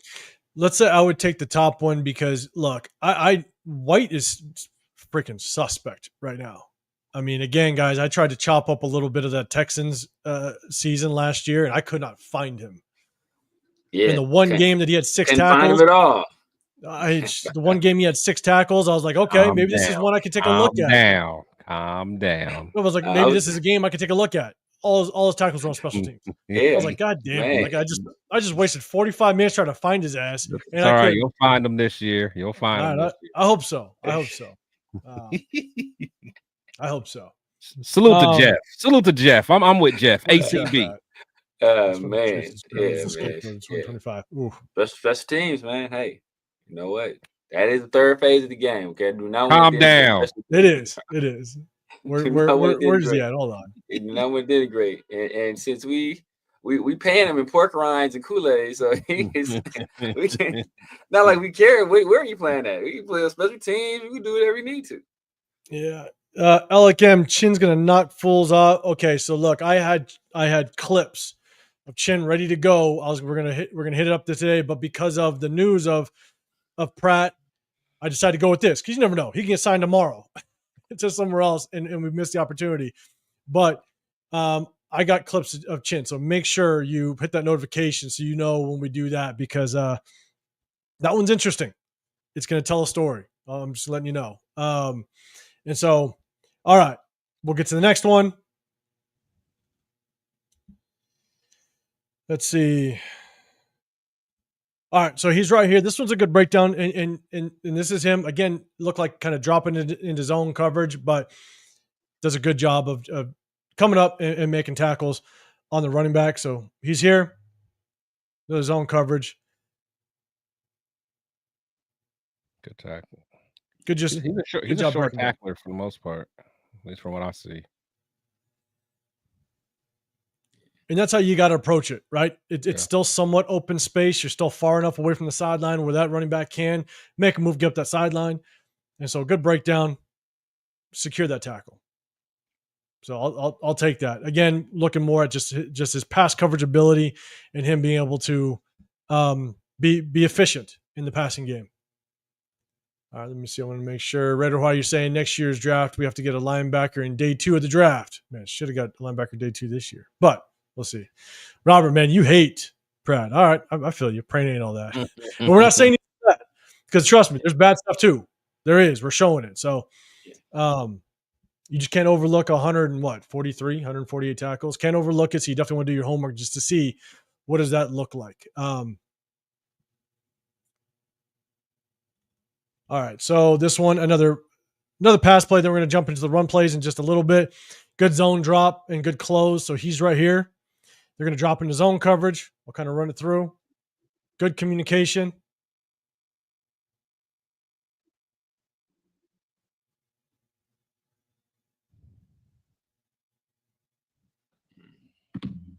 So he gets hit up a little bit in the end, but the thing is that good zone drop. You can watch Bo Nix's helmet. Bo Nix is looking that way the whole time. Play action. He's looking to the sideline. He does a good job rerouting just a little bit. Pass. Knows where his help is. He takes away the sideline. He's not going to allow anybody to get up the sideline. Knows where his help is. Forces it back inside. He's able to help out on the play. So I'll take it. At the end of the day, he forced him to his help. The last thing I would want to see is he gets kind of shaken a little bit, running back gets to the sideline, and now he's gaining 15, 20 more yards up the sideline. So did a really good job of forcing it to his help, which you want to see out of a linebacker. But good drop in coverage. It's a good rep for him, in my opinion. I want to make sure I kind of get to everybody. Let's see.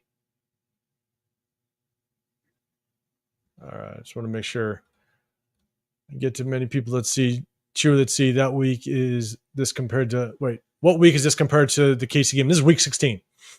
Okay. KC was week 10. This is week 16.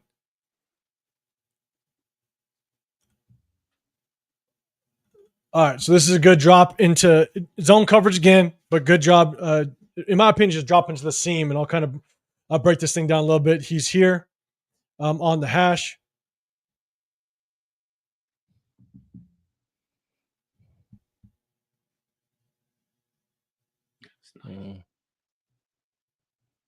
And you'll watch Bo Nix's eyes if I remember correctly. Watch his eyes and where he wants to go with the ball. Yeah. So he wants that seam. And so you'll watch his eyes again. They'll go back to the eagle eye. So here he wants the seam. His eyes are pointed this way, and that seam route's coming. Here's the thing: is Pratt does a really good job. Gets on his horse and bails out and gets that seam to try to undercut it. He's here. I just like the fact that he gets out of stance and he gets in that seam as quickly as possible. He's on his horse and he gets there.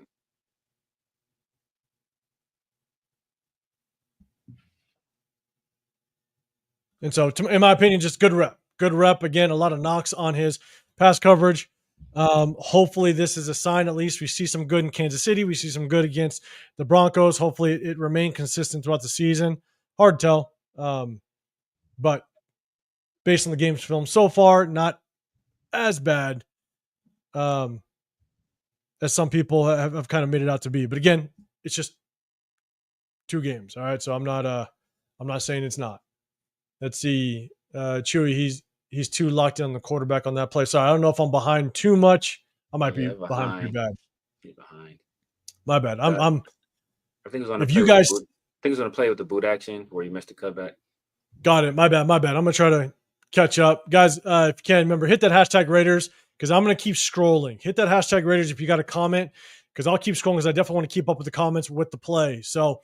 OLV, what's going on, man? Appreciate you tapping in with us. We're just going over Germaine Pratt. Guys, make sure you guys go hit up OLV Raider. Hit up his channel. Show some support over there. Okay. All right, cool. Hey, this is an interception. All right. He's down here showing a little bit of a blitz. You just watch him. Gets on his horse. It's a good play. It's a good play. You'll see end zone view. He's showing blitz.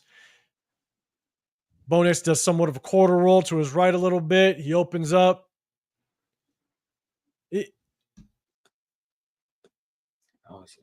It's an interception.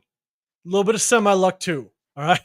Because if you watch his helmet, right? If you watch Pratt's helmet, he doesn't necessarily locate that crossing tight end. So he doesn't necessarily see that tight end crossing. A little bit of luck, but it's a good job him getting on his horse and being able to actually get into a passing lane over there. Yeah. I mean, he's reading the quarterback's eyes, though. Yeah. Mm-hmm.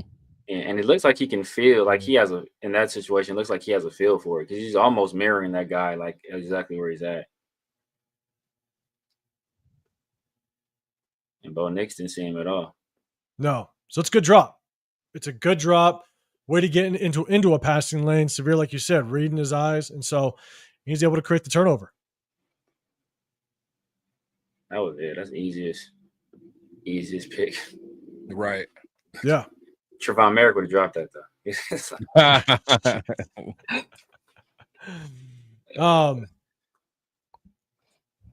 Oh, shit, Jason. God damn it. Let's see. Good analysis. Pratt does have some mechanics that needs to be fixing, but he could be a role player. Yes. He's not perfect by any means whatsoever, but it's also compared to what we have currently in the linebacker room. And the last year of his contract was around $8 million. We got the salary cap.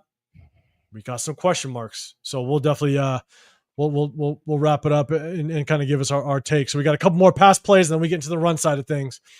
Oh, sorry, man. I just kind of threw this one in here. This is against the Browns again. I'm going to go back to the Broncos. This is against the Browns. And here's the thing. It's another example of the tight end kind of leaking out of the backfield, play action one way, and sometimes he's just a little late to get there. He's a linebacker at the top of the screen here. Sometimes he's just a little late. He's just a little late. You want to see him close just a little bit quicker. Yeah. Mm-hmm. Because go downhill. Go downhill now.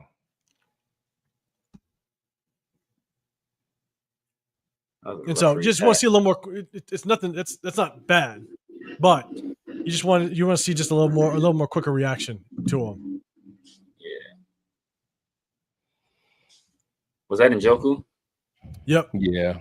And that's kind of why I looked at it. I mean, the thing is that I want to see him go against some decent tight ends because that's probably the role he'll play when he's with us, right? He's probably going to be more locked onto some tight ends, and so he's here. This is the Browns again.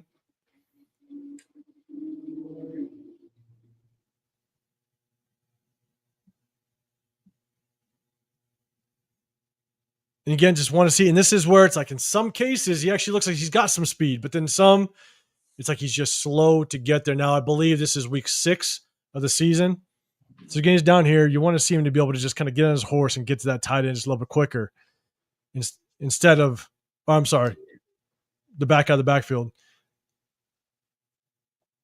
And he's allowed to be about an 8-yard gain. You want linebackers to kind of get a little bit quicker. I think that was Amari. Is it Amari? Yeah. And this is something Chip Kelly would do too. That's Amari. That's a wide receiver. He ain't getting there. he ain't getting there. I don't think that was it's 19. Oh, really 19? I don't know. I thought it was. It might have been. I'm just trying to. I don't know what number Amari Cooper was. Yeah, I thought he was like. No, that might be. Actually, is that? Yeah, I forgot. Honestly, it might be like Jamari Thrash or something or whatever his name is. One of them young dudes. Okay. Yeah, so that's actually. That's a wide. That's actually. Yeah. That's my end, but that's my bad. I thought it was a tight end, so maybe we can erase that from our memory. That's my bad. So let's go to the run plays. I thought that was a tight end. That was more receiver type. So yeah, that is hard to get there. Yeah, let's have some fun with the run. So again, going against the Broncos. Cedric Tillman. Cedric Tillman. Yeah. So let's take a look at the run. He's here at the top of the screen, close to the hash. We'll play it all the way through. I think I have the end zone view as well. There you go. There you go. He don't be wanting smoke, man. Yeah. You don't be wanting smoke. Yeah, he's right here. It's just he struggles with that misdirection a little bit with that lead blocker coming through. Yeah. Or that pulling blocker. Gotham City Raider, you didn't show the Derek Carr pick in the playoffs. No, I did not show that. No, I did not. Appreciate you popping in with us, though. We're just going over Germaine Pratt. But I just don't like his body language kind of through this play a little bit. When he misreads it and at the very tail end, it's just tough. I just don't like the body language at the end of it. Yeah. But to me, more than anything, it looked like that was poor eye discipline. He's confused because it looked like he was following.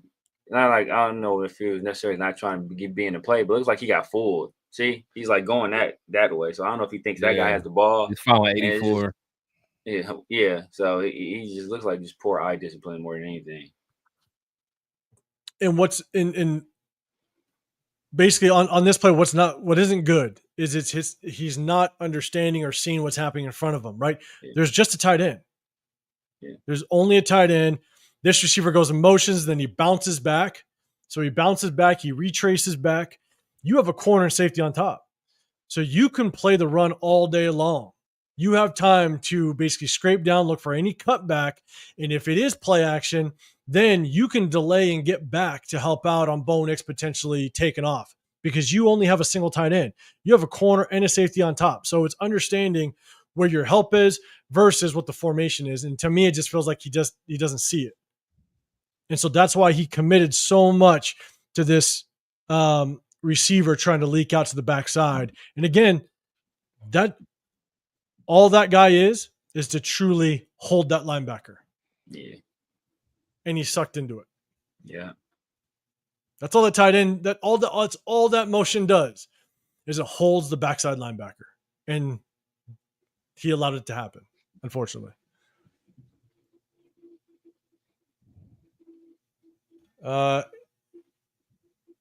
No, I do not have footage of him against us last year. All pro. I know. Yeah, because that was when we had I think that was Ritter. Yeah, I think Ritter. Yeah, that was Ritter, yeah. Yeah, that would have been a tough one because you ain't respecting no pass that game. Yeah, I'm sorry. That was nasty work. Let's see. Just want to make sure. Let's see. The guard never changed direction. That's his keys. Yeah, and it sucks though, Jason, because I'm telling you, like, offensive schemes, the way offensive coordinators, they like to run misdirection, especially with the linemen as well. So it does make it tough. But that tight end motion or that tight end getting to the backside is strictly to hold that linebacker, and he fed right into it, unfortunately. Who's the lesser of two evils, White or Pratt? Red or Hawaii? I'll take Pratt at this point. Because Pratt, you kind of know what you're going to get. Devin White, you ain't know what you're getting.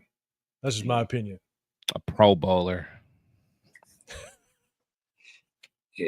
As in professional, a professional bowler? Like, is that what you mean? You can go down to the lane if you want to. Y'all gonna all right. Alone, man. Y'all gonna leave him alone. Nobody's safe if he balls out. I'm just letting y'all know. I don't think anybody is. We're going to go live, and Severe and I will just kind of sit back. Now, again, here my thing is, I have, like I said from the beginning, I have no clue what Devin White's going to do. No, I don't either. Honestly, I'm I don't know. I'm not gonna say he's gonna be shit. I'm saying by chance he does ball out, I'm on y'all's head, man. I'm on y'all's head. Hey, look. It's Devin White or Tommy Eichenberg. You know, I'm the biggest Devin White fan in the world right now, bro. You know, I got If Eichenberg ball out, you can't show your face. I got the nowhere. LSU. I got the LSU jersey ready. You know, I'm be like Turf when Turf came out with that Gardner Minshew jersey. That's like what? That's gonna be me with the Devin White LSU jersey. Oh man. I like him. You're saying been a while since White played at a high school level. That's brutal. At a high That's level. brutal. At a high level. Jason Downs, I'm gonna lock you in. I'm gonna screenshot that your CBA on the next one. All right. So look, for me, again, it's just bad gap discipline by Pratt. I believe he does a good job of changing the lineman's assignment. You know, it just kind of goes to show he is still more that captain on this defense. So he's moving guys around. Good. You're seeing it. You have your assignment down, but you move this guy over and you miss your assignment. He wasn't a big fan of this one. Smoke, man. Look, he moves him over. He's a smoke-free establishment. And what the hell is this? Look, right there to go. And then he see Big Boy get free watch. He's like, he is a smoke-free establishment. I was like, you can't move your big man over and then do that. You don't get to your gap. Yeah. Like Big 74 was pissed. Big 74 wanted that smoke. He was pissed. What up, Pillager for phone? What's going on, man? You see what I'm saying? Like that one frustrates me, especially as again, you guys know playing linebacker the majority of my life. You don't move a lineman over and then you just bounce around when when the gap. I got this. I got this gap. Scoot over. I got this. Like that's a gift right there. What's cold is that we see 74 want to smoke. 74 didn't want no smoke either though. 74 didn't want to run. He instantly started that's why he mad. Cause he's like, look, you right there. Why you running from me? Look, he instantly started double teaming. And then he tried after the fact. He go, let me try to make the line, bro. You wasn't trying to get to that second level. He was not trying to get there. He wanted some contact. He was free and clear. He could have went straight up field and toe Pratt up. I'm sorry. Like that you fly. Yeah. Like that is a prototypical. This isn't even necessarily misdirection. Like Bo Nix is under center. This isn't in shotgun. Sometimes in gun, when you have a mobile quarterback, you're gonna be a little more hesitant, right? They could run a read option, whatever it may be. No, Bo Nix is under center. Yeah, and he makes his handoff going downhill. As a linebacker, if you're a headhunter, you're taking this kid out the line of scrimmage. I mean, it's a gift with that gap right there. You got to pull the trigger. He did that bounce again too. He did that bounce. He does that little. He got to pull the trigger immediately, especially as soon as he sees 74 start moving. Like 74 is not even. He ain't going. As soon as you see him, like bam, I'm right there. He wanted no parts of that before though. Man. Like, look, you got to be, you got to be out there. You got to play rebellious. No, you got to take the back door on that. You got to pause. Man, you feel me? Like that's. I used to tell my linebackers, and whenever when I played and I review my own game film, it's like that's a gift. Yeah, you slap you slap the D lineman over. You're covered. The only guy that's going to come and get you is here, basically, pretty much, especially in his own scheme. And here's the thing: this is a gift right there. Yeah. You got to fly, and you got to take his ass out. That's a TFL waiting to happen. That's a TFL waiting to happen. That's the type of shit that just frustrates me. My too. What's up, man? I appreciate the super chat, brother. I appreciate you. Yeah, Raiders Show family. I'm telling you. So he did hit Buddy kind of hard though. I mean, he hit him like he was ready to like he was gonna go get something. Exactly. I got this. Like he was about to come like a bat out of hell. Yeah. He was. You so keep him off me. I got this play. I got this gap. Exactly. Yeah, and it's like he's galloping SoCal. Exactly. And so to me, it's tough. Like, and just so you guys know, look, I'm not trying to share a narrative that's like all these guys are good, or if we're going to do film, they're good. No, like there's good and bad and everything. And so we're just going to try to paint the more realistic picture. And I try to clip plays once I see some consistency about it. Like now we're seeing that he kind of hops around a little bit. If he doesn't read it right, he's hesitant a little bit. And so let's go with this next one. This was tough. He's a linebacker here, and here's my thing. Don't be lazy. Don't be lazy. And this one's just not a bad look. He pushes everything down. He gets in trouble. Don't get lazy. Oh, damn. Yeah. I'm done with him, bro. I'm done. I'm out. I'm out. What's that button? The X Factor or whatever? I'm hitting it, man. We're gonna break this thing down. You might be out. I'm not so far out on. You can't get that. Yeah. How you get 2 guards on you at the same or 2 O linemen on you at the same time, like back to back? Right? It's like, what are y'all doing up front? What the hell is going on? I know. It's like, oh man, that's why. Oh man, it's like, come on. Trade. He said, forget this. So I mean, boy, man, what up, Dre? Like, boy already pointed at him. Like, look, bro, whoever in front of me is not about to be out school at all. I'm coming straight for you, 57. But and here's the thing, right? What up, LS? What's happening, man? You came just in time. You know, LS is gonna have comments on this one. But like, here's the thing: is we've seen it, right? He'll come up, he'll have run stops. I mean, he can work side that sideline at times. Like, there's a lot of positive, but then there's those moments that you get like this where you just see the laziness. It's like he gets stuck. He knows he's not going to have much of an impact. You want to see him get off this block and continue to scrape down the line of scrimmage, with some intent, with some sort of intention of getting to the ball carrier. And it's almost like he's like, I don't know. And I'm going to let that guy get down there. Well, look, that's why he got toe up. He was trying to get down there. It's just that he got 2 offensive linemen running free. Look, they both running free. What you want me to wrestle with 2 of these hogs? Solo? Like, what you want this man to do right here? Because he took on the initial guy, kept his feet, and then tried to pursue down line. And he got earholed for it. Like, I'm not mad at that, man. He did. Oh, I'm mad at it. You don't get your ass pushed on the ground, point blank, period. I get trying to take on 2 guys, but you don't get your ass pushed on the ground. Like, keep fighting through. He sees them. Yeah, it's basically one after another. It's tough. So he sees them. But but the reason why he got pushed on the ground is because he's disregarding those guys. He's going straight down line. He's trying to get to the ball carrier. So if he would have tried to like wrestle with those dudes, that's part of the reason why I think he got pushed on the ground, because he's not really. After he did discarded that first guy, he's going straight down to the line, and old boy is like, okay, this is what we doing. I'm gonna throw you out the club now. So here's my thing: is it just kind of goes to show he's probably not as athletic as you look at the game film. Like, he's not extremely athletic, right?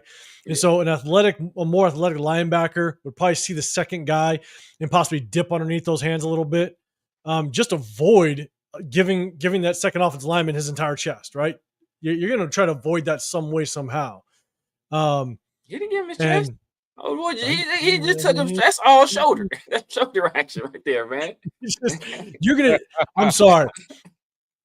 That's head and shoulders. I guess I'm with you. Look at this way, and look, the 805's on your side, Severe. See, 805, you're supposed to be on my side. You're supposed to be on my side. Yeah, I get it. It's nothing you could have did right there, man. Ray Lewis would have been on his ass on that play. It's nothing you can do. You got to look at this. Look at this spill shot right here. What do you want this man to do right now? Dip underneath it. Once he sees him, dip underneath his hands. And maybe it's because I was like a smaller linebacker, so I had to use my quickness to my advantage to have some success. And so maybe that's just me talking, my own perspective. But just got to dip underneath him a little bit. But my bad. Short of throwing a roast beef sandwich on the ground to distract these big, like, there's nothing this man could have did right there. Like this. I get it. All right, I'll give it to you. What up? Lunatic's back. What's happening, man? What's going on? All Yeah, all 4 of those was off the ground after he got pushed. Head, shoulders, knees, and toes was all in flight. They're all midair. So this one, it's the end of the half, right? So it's the end of the half, and one of the things you want to see is really just there's not a whole lot you can clip when it's the end of the half. You know that they're just trying to go downfield possibly, or just try to set up a play that's going to have try to get bunch yards in one play. And so, but when I saw this, it does look like maybe he's got a little more speed than we saw. So again, it's trying to tell a little bit of a story. When we saw him against the Chiefs earlier in the live, he could not hawk down Mahomes from behind. If you can't chase Mahomes from behind, I struggle with your speed. Mahomes ain't fast. He's just elusive. But on this one, he's a linebacker here. He actually does a pretty good job. This offensive play is what some offensive coordinators like to do at the end of the half, at the end of the game, when you're not necessarily in like Hail Mary type of situation. You try to get one receiver to the opposite side with a bunch of blockers in front of them and basically make it like a punt return, kick return type of situation. And so you got him as a linebacker. He does a good job of chasing this receiver to the opposite side of the field. He shows a little bit of speed here. And so maybe he does have the ability to kind of hawk some people down.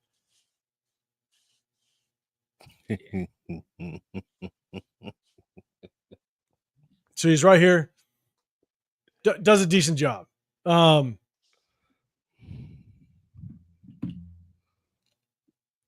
good tackle. Again, not saying he has all the speed, but based on what we saw with him and Patrick Mahomes, I do question a little bit as to where he can get and how quickly he can get there.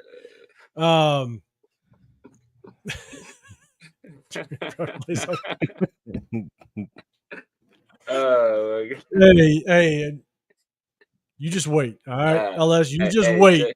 Jacob Parrish from the linebacker. Jacob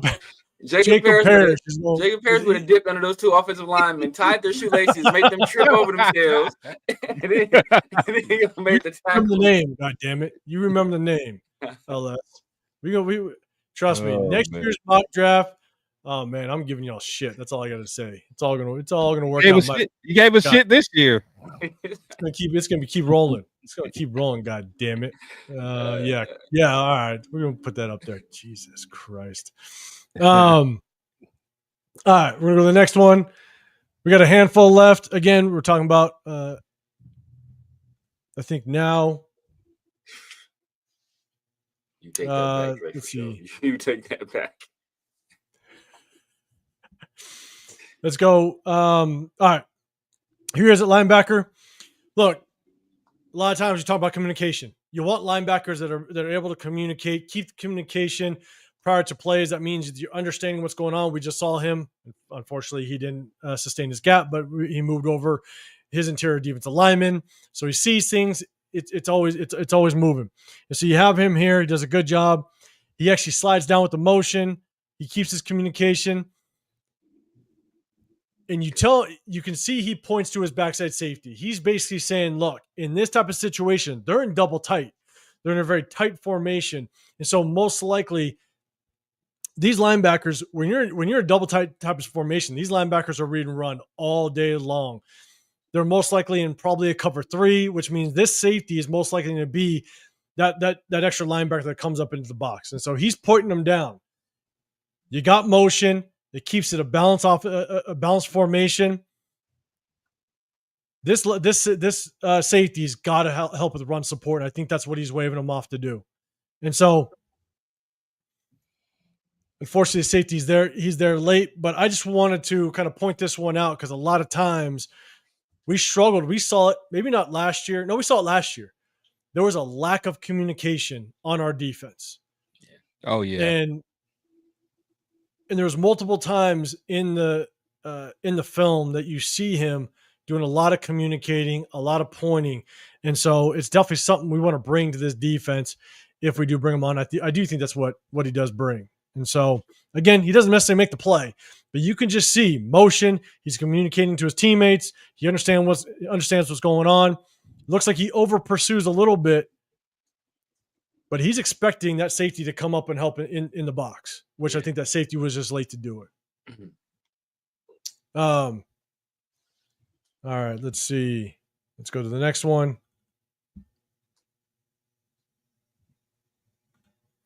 This one, my notes on here looks like he has good discipline, so he's now here on this near hash.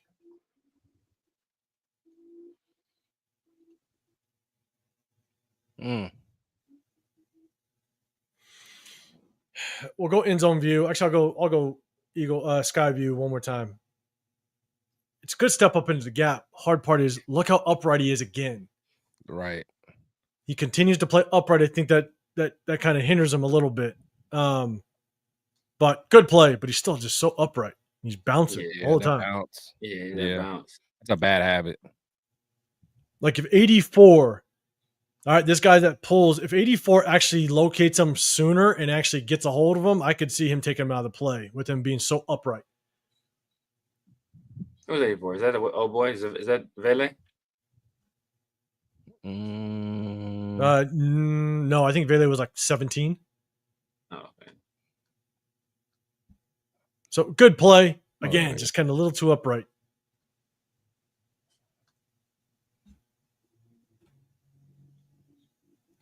Yeah, it's blasphemous right there, Dre. I want to know. Bring Sealmore back.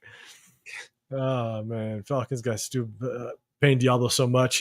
Yeah, they paid him some money. Telling you, Diablo's not as bad as people say. Nah, man. All right, you're saying why would he even be over there?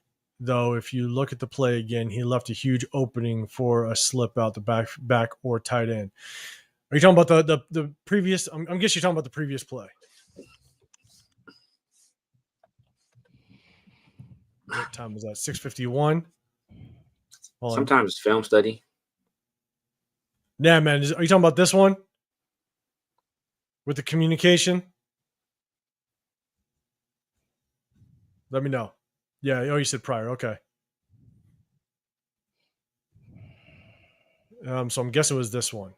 Why would he even be over there, though? If you look at the play again, he left a huge opening for a slip out back or tight end. Let me see.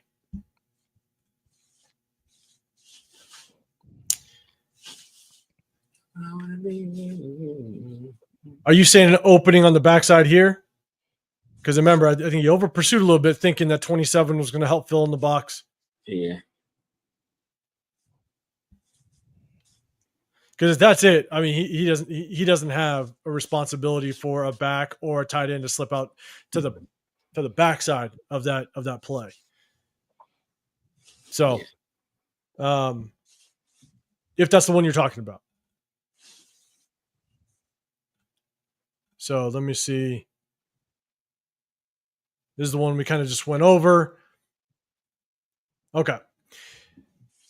Again, like I said, when we looked at the Chiefs, I also like to really find goal line plays where we're close to the goal line. I want to see what kind of player you are on the goal line. You know, what kind of tempo do you bring on the goal line? And so he's right here. Obviously, they're inside the 10-yard line. You want to play aggressive. Comes down the hill. Oh, dang. Gotta make that. Gotta finish that. You got to finish this. I like the aggressiveness, but I also like his ability to come back. Yeah. And still get involved in the play. See, look, he wasn't scared of 77. Or he was, and he wanted to beat 77 to a spot. He's like, I ain't gonna mess with you. He shot that gap smooth. That's what we wanted him to do on that play where he moved our boy out the way. Exactly. Where was it that time? I'm with you on that. But what I will say, the only thing I'll say to this is a very similar formation. Very similar formation to the previous play. Bo Nix is under center. He probably went to the sideline. Maybe the linebacker coach, whatever it may be, he looked a little bit of film on the sideline, and he recognized the same type of formation, a tight formation, Bo Nix under center, and he kind of knew that play was coming, and this is his opportunity to shoot the gap. So maybe it's just him doing some film study on the sideline and shot to him for just kind of having that memory for it. Yeah, the Aiden O'Connell Microsoft Surface tablet. And he was watching it. So, yeah, that's how we wanted him to shoot the gap last time. So, missed tackle, but at the same time, good job recovering and be able to get out there. And I love the fact that if you look at the end of the play, I don't know if you see it here, but you definitely see it on top. At the end of the play, he's trying to swipe at that football. He's trying to rip that football out and cause that turnover. Oh, yeah. He tried to punch it. I saw it. Which is beautiful.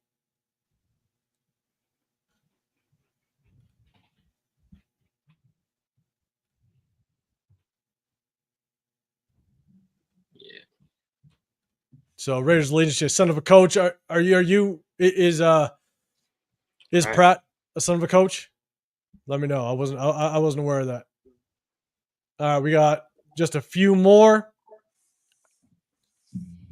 Okay. This is him going doing a really good job going downhill, scraping downhill, getting to the line of scrimmage. Now I'm just gonna preface it. He doesn't make the play, but what he does is he does a very good job of influencing the ball carrier to his help. And so he's right here. He moves down with the motion. See, look, hey, he want all the smoke. Give me the smoke. This is hookah time. It's hookah time for Germaine Pratt. So do you remember the previous play where I wanted him to hold the line of scrimmage a little? I wanted him to hold line of scrimmage better, and he just kind of got blown off the line of scrimmage a little bit. He got kicked out. And I'm like, you got to just be stronger at the line of scrimmage to, at the very least, allow that running back to run in the back of his own lineman or whatever. You know, like you may not be able to make the play, but at least hold that line of scrimmage to where you're forcing that running back to make a move instead of just allowing that running lane to open up, and that running back can continue on his path. You want that linebacker to be able to, even if you're going up, if a lineman has a good angle on you or whatever, you want him to at least be able to hold that line of scrimmage and make that running back have to make a cut in the backfield. And more importantly, make that running back cut to your help. And this is what he did. Boom. There you go. And he picked up his boy. Exactly. How you do it.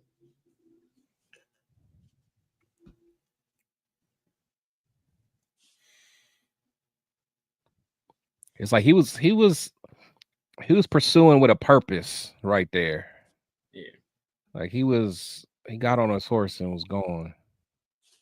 And here's the thing is, I love it when you kind of watch linebackers, right? You look at these two guys, watch the way they move. They move in unison. They move together. And that's one of the beautiful things when you see linebacker play, when your two inside linebackers are moving together, that means that when they get to that ball carrier, there's a good chance that they're going to be able to close and force each other to bottle them in, right? And so watch these two linebackers, the way that they move and the way they pursue. It's beautiful. They even bouncing at the same time. Pause if necessary. So I like it. Again, doesn't make the play, but influences the ball carrier to his help, which that's half the battle sometimes. It's a team sport. LS, how much would Pratt likely cost us? We'll talk about the end. We'll kind of take a look, but I believe he was owed $8 million for the last year of his contract. So owed $8 million. We got the salary cap if we need help in this linebacker room. No one destroys a run lane better than Landon Roberts. Hey, and we'll talk about that too, because it's talking about the linebacker room in general. We'll talk about that. Only got, I think, 2 more plays left. Bueno, hope we take him if he's cheap. Caleb Daniels, man, appreciate the super chat, brother, man. Let's see. Can you give your thoughts on Brandon Lloyd? The NFL posted a highlight of him today. It brought back memories. He was nice. Of what I remember of Brandon Lloyd, I mean, he's a solid ass player. Shit. I remember the Broncos. Only teams I really remember him with are the Broncos and the Patriots. I remember he played for a bunch of teams though, but I remember with the Broncos for sure and with the Patriots. But I don't remember who else he played for. But he was, it's a solid receiver. He was a solid receiver, man. Just it's a pro's pro. 49ers too. Niners. Yeah, Isaiah just said 49ers too. That's right. He did play for 49ers. Yeah, I think that's. I mean, that's where he started. If I remember correctly, I mean, he was never the most dominant player, but you always had to know where he was. Yeah, I feel like he had a couple solid years with the Broncos, though. Yeah. I want to say that. One of the years with the Broncos, he went kind of crazy. One of the years with the Broncos, he went crazy.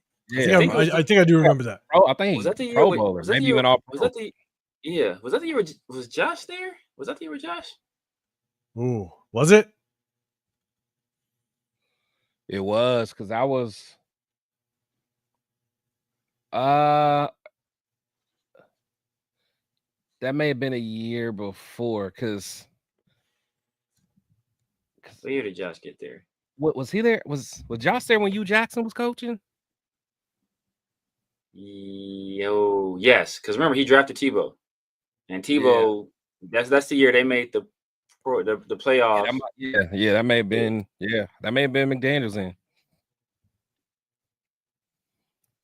I don't know, man. That's crazy, man. But that's definitely bringing back a name, man.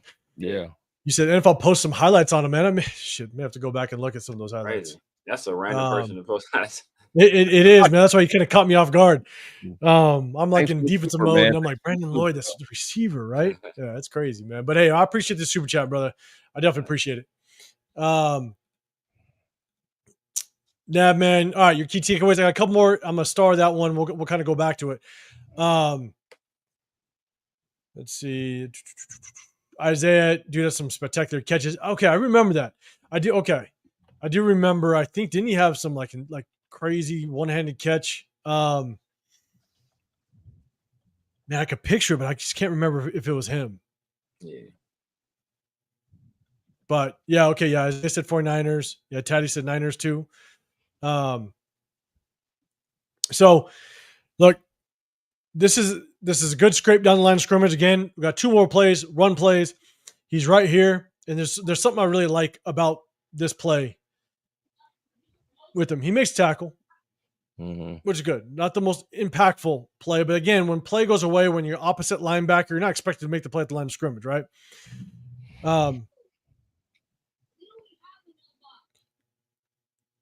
don't like the bouncing. He kind of gets back in that whole bouncing thing, but the one thing that I do like is that he doesn't get buried in the trash. That's one thing that I always teach my linebackers is even if the play goes away, you don't want to get buried in the trash. You get a lot of defensive linemen, offensive linemen, and next thing you know, you create bodies in front of you. Do your best to try not to create bodies in front of you when you're scraping down the line of scrimmage. And he did a good job of this, right? Play here. He didn't bury himself. There's a lot of guys that would bury themselves right into this trash right here. And now he can't recover to potentially make that play. And so he was patient. Sometimes it hurts him. We've seen it on the film, but because he's upright, he's bouncing. I don't like it. But again, doesn't bury himself, and he's able to at least make a play opposite of the line, on the opposite side of the field. So I'll take it. Good patience, but at the same time, just not a big fan of that hopping around. It just doesn't make much sense to me. But is that Akeem Davis? That is. Is that Akeem Davis? Akeem Gaither Davis? Or Akeem Davis Gaither? 59? I don't know.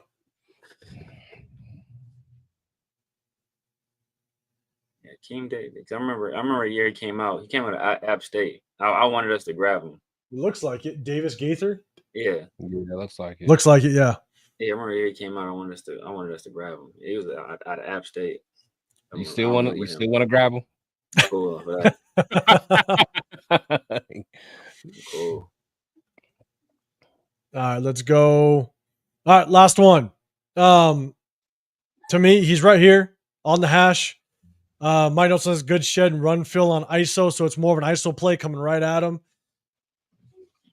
Here he is on the hash. Moves down with the motion.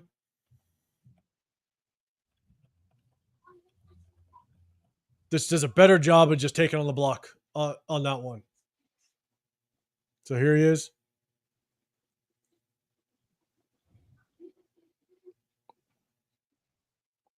Better job taking on the block, still keeping your eyes up, able to locate the running back in all of the mess, and still is able to actually have an impact and make a play on the ball. Yeah, he kept his feet too.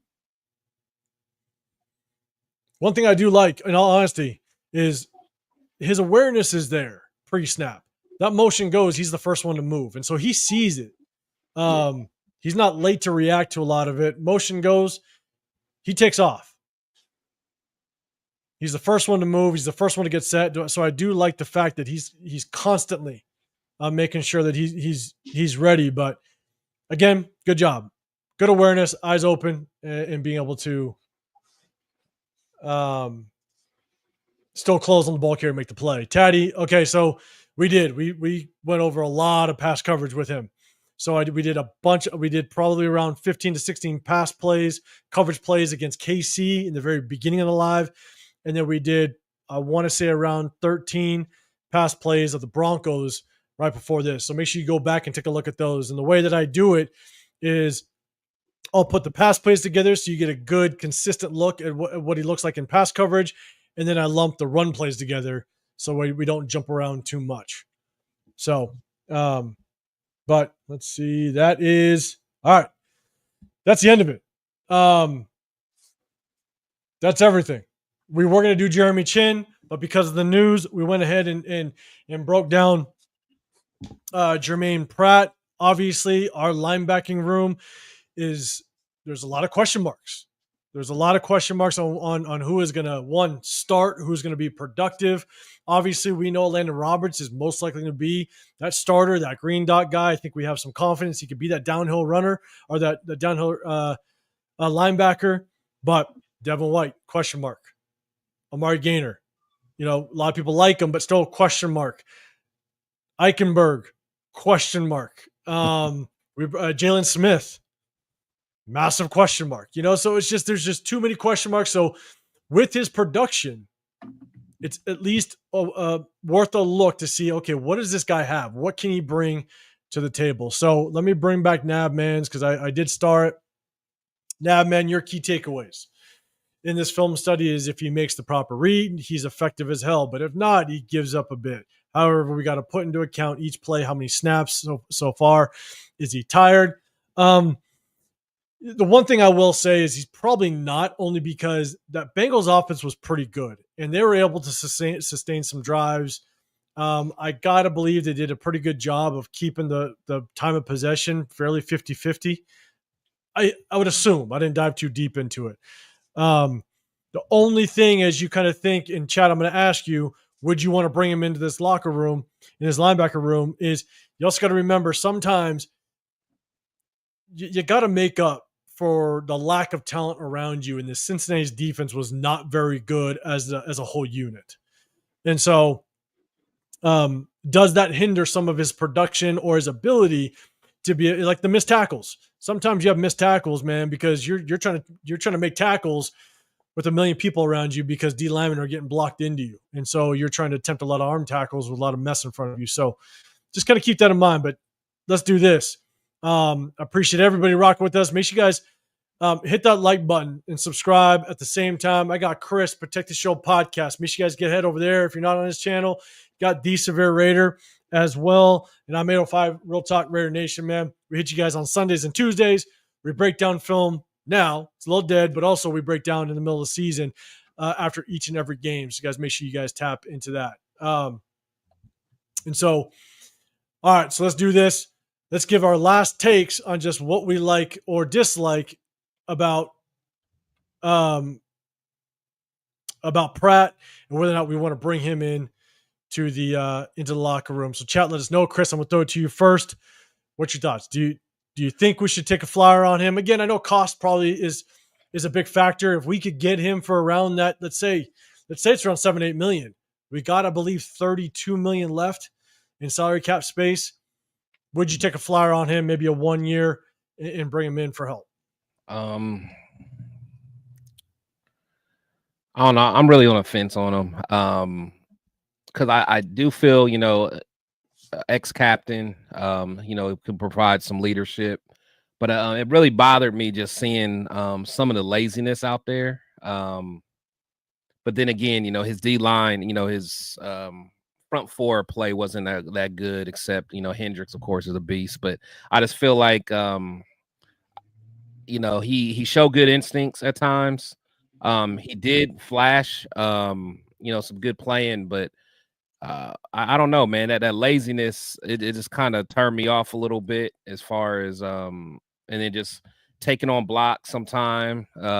He's Mr. No Smoke, he's a no smoke hotel, man. So we saw a couple good ones. There was a couple good ones, but I don't know, man. It's just he doesn't give me that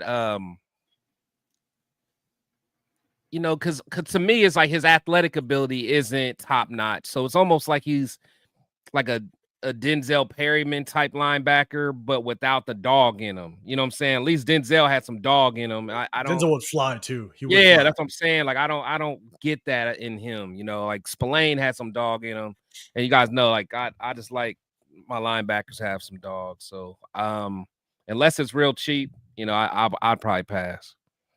And look, we got the downhill linebacker. We're also looking if we were to start somebody next to a Landon Roberts, he's got to be able to do fairly decent in pass coverage, right? He's going to be that guy that's most likely going to be over the tight end or what have you. So you probably want to bring in a guy that has those type of traits. And if you don't believe he's that guy, then maybe we don't pull a flyer on him and see what else we can produce in this linebacker room. So now, man, you're saying absolutely at 7-8 million.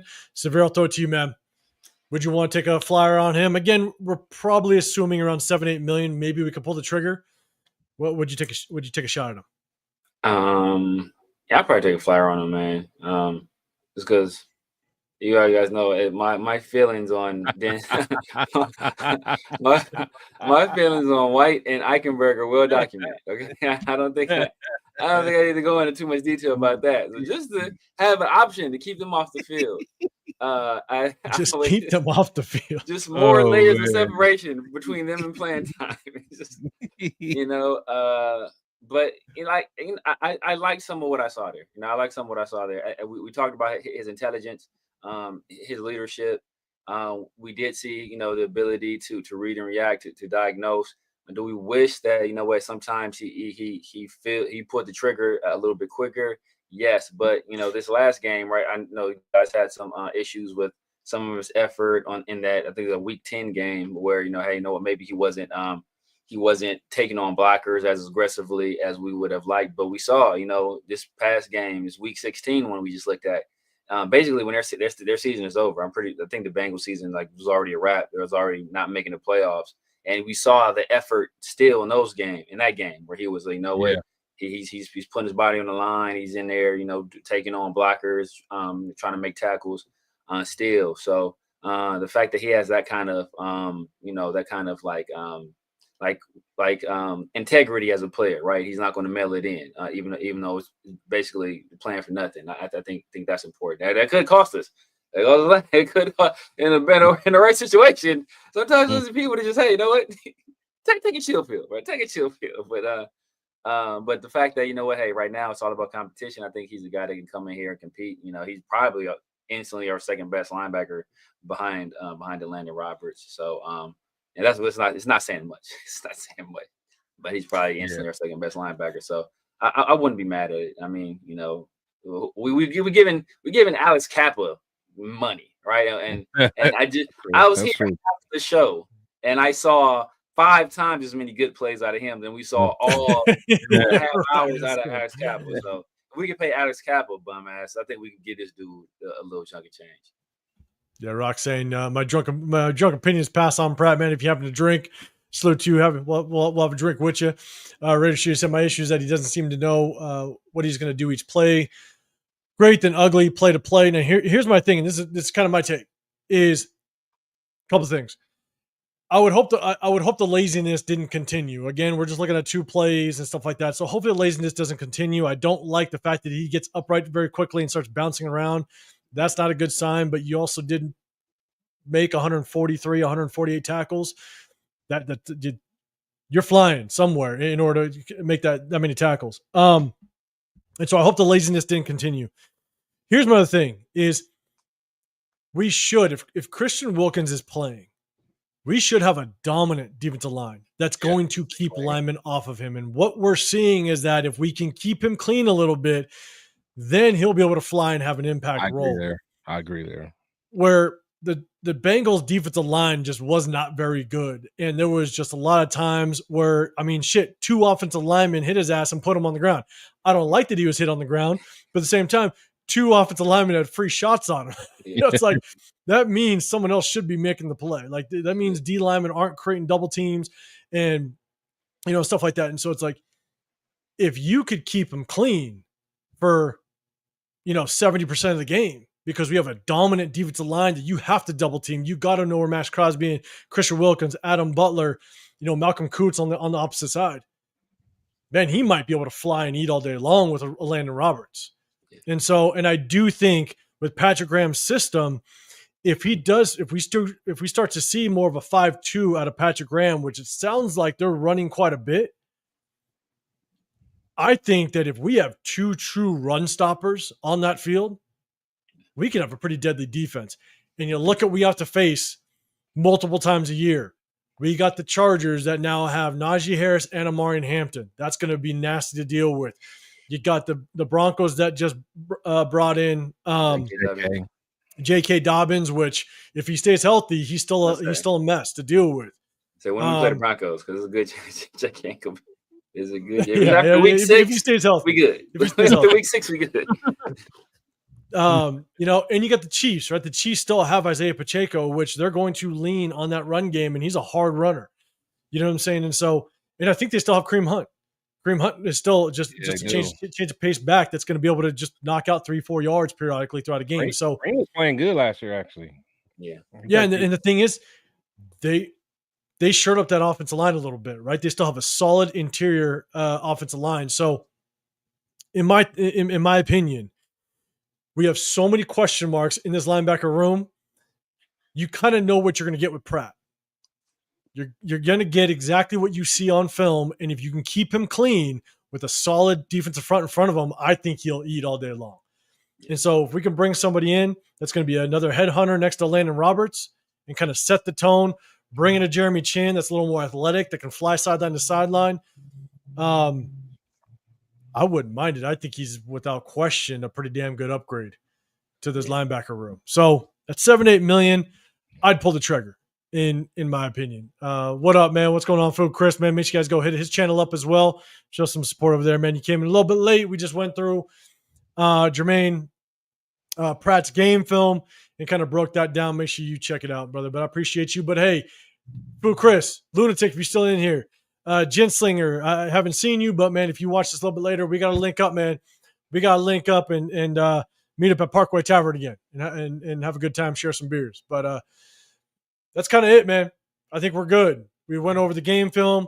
We're going to do Jeremy Chin next, so make sure you guys hit that notification. We're going to break down Jeremy Chin, but if another player that pops up that we think could be a potential signing because it's in a position group that we need a little bit of help in, we'll try to chop it up and look at some film and see if it's something we want to bring in. So, we appreciate you guys. I appreciate everybody. I think you're putting up the links, man. LS, I appreciate you. You got the, I don't know what interview that one is. I think, is that the? He's on all of with Dub Raider. Oh, awesome, man. All 3 of ours. Man, that's awesome. Make sure you guys go hit up Dub Raider, man. Go hit up his channel Severe's as well. Was fire. Severe's came out today. His was fire with Dub Raider.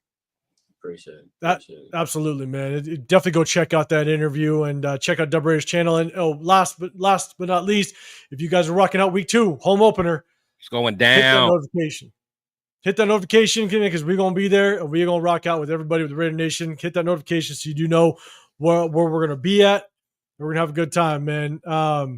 Legis, man, you still in the chat, man. We're gonna link up Parkway Tavern again, man. So we're gonna get out of here, man. We appreciate you guys. Was his other account here today? Oh, I mentioned it. Lunatic, where's that other account? Chris saw it though. Chris saw it. You saw it, man. Man. LS, you just said I hate that we even considering guys like Pratt. Linebacker room is in shambles. Hey, so look, based on the film, he's not bad. He's definitely got his flaws, but he would be an upgrade.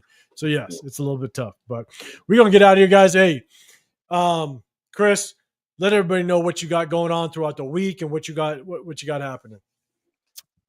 Yeah, man, it's Protect the Shield podcast. You can see me on all. Oh wow. Well, anyway, Chris will Protect the Shield podcast on all social medias, man. So just make sure you guys check me out. Doing my show with my guys. Also my show with Dub Raider Fire. That's a crazy account, bro. That's crazy. That is insane. That is insane. Chris, one last time. Nabman, hey, I'm gonna put the hat back up. Nabman, put the link or the Venmo to that lady again and a little bit about what's going on. Guys, Nabman's gonna put below Venmo. It's a family trying to get to their son's military graduation, I believe. And so they're trying to get a little bit of help. And so Nabman, put the Venmo in there again with that last 4. And if anybody can help out, that'd be the shit. So, but yeah, put it up while we kind of do the last shout outs. But Chris, man, finish up. My bad. I just want to. Hey, you guys know where to find me, man. Just make sure you guys subscribe to my brothers as well, man. Subscribe to Dub Raider. He does fire interviews, man. He did the trilogy with all 3 of us, man. Our interview, and he did Severe's today, man. So just salute, man. Make sure you guys, catch us. Yeah, absolutely, man. And Severe, let everybody know what's going on. If you guys are bringing back around the Shield, all that, let everybody know what you got popping throughout the week. It was good, man. You guys know what it is. The Severe Raider here on YouTube, IG, Snapchat, TikTok, X, basically all social media, the Severe Raider. Rocking out with my guys, man. Sunday, Tuesdays. We bringing that fire content for you in the Raider War Room with 805 and my guy Chris from Protect the Shield. Also Tuesdays and Thursdays, I'm rocking with my guy PharoahNFL with the 50/50 show, and we brought back around the Shield last week. So yeah, man, it's made its triumphant return. And if you haven't done so already, man, check out my interview I did with Dub Raider, man. It was a good one, man. He did a great job. Came out and hung out with your boy and my boys, one of my best friends at a bar he owns out here, man. So had a good time, man. Had a good time. So make sure you check that out. As always, if you haven't done so, head over to 805 and head over to Chris, up to those guys as well. Hit those notification bells because you never know. Me and Chris, we might just hit y'all with a 2 a.m. live arguing about Jacobs or something. Never know. You never know. You never know. Shit, do we have an I'm not Bruno and an I'm not Bueno? Do we got 2 now? I think so, 2. Man. We got 2 rocking. We have a zombie hat in the chat as well. I thought this hat was dead. Nah, man. Hey, I appreciate everybody checking in with us, man. I'm 805 Raider, Real Talk, Raider Nation. I rock out with my guys. Sometimes I'll jump on some other lives if I can, if I got the time. Obviously crazy busy, but I'm here Tuesdays and Sundays with my guys in the Raider War Room, man. I do my own individual. Bueno, name change. Got it. I appreciate it. I do my own individual videos if news pops up, so make sure you guys check into those if you can. But, man, I love coming on with these guys because at the end of the day, man, when we chop it up and talk football, man, I respect what they say. I respect their opinion. I respect the chat as well.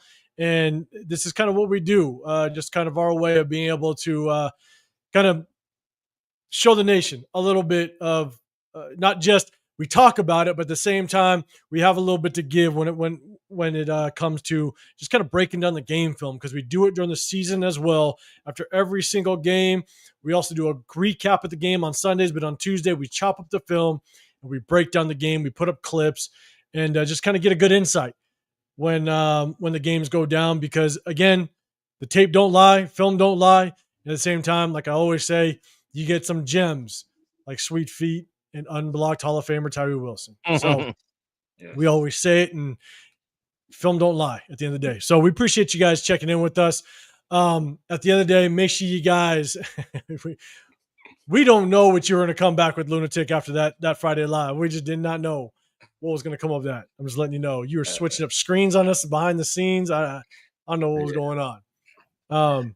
But hey, It was crazy, man. Hey, we appreciate you guys. Make sure you guys hit that like button, subscribe, turn on those notifications.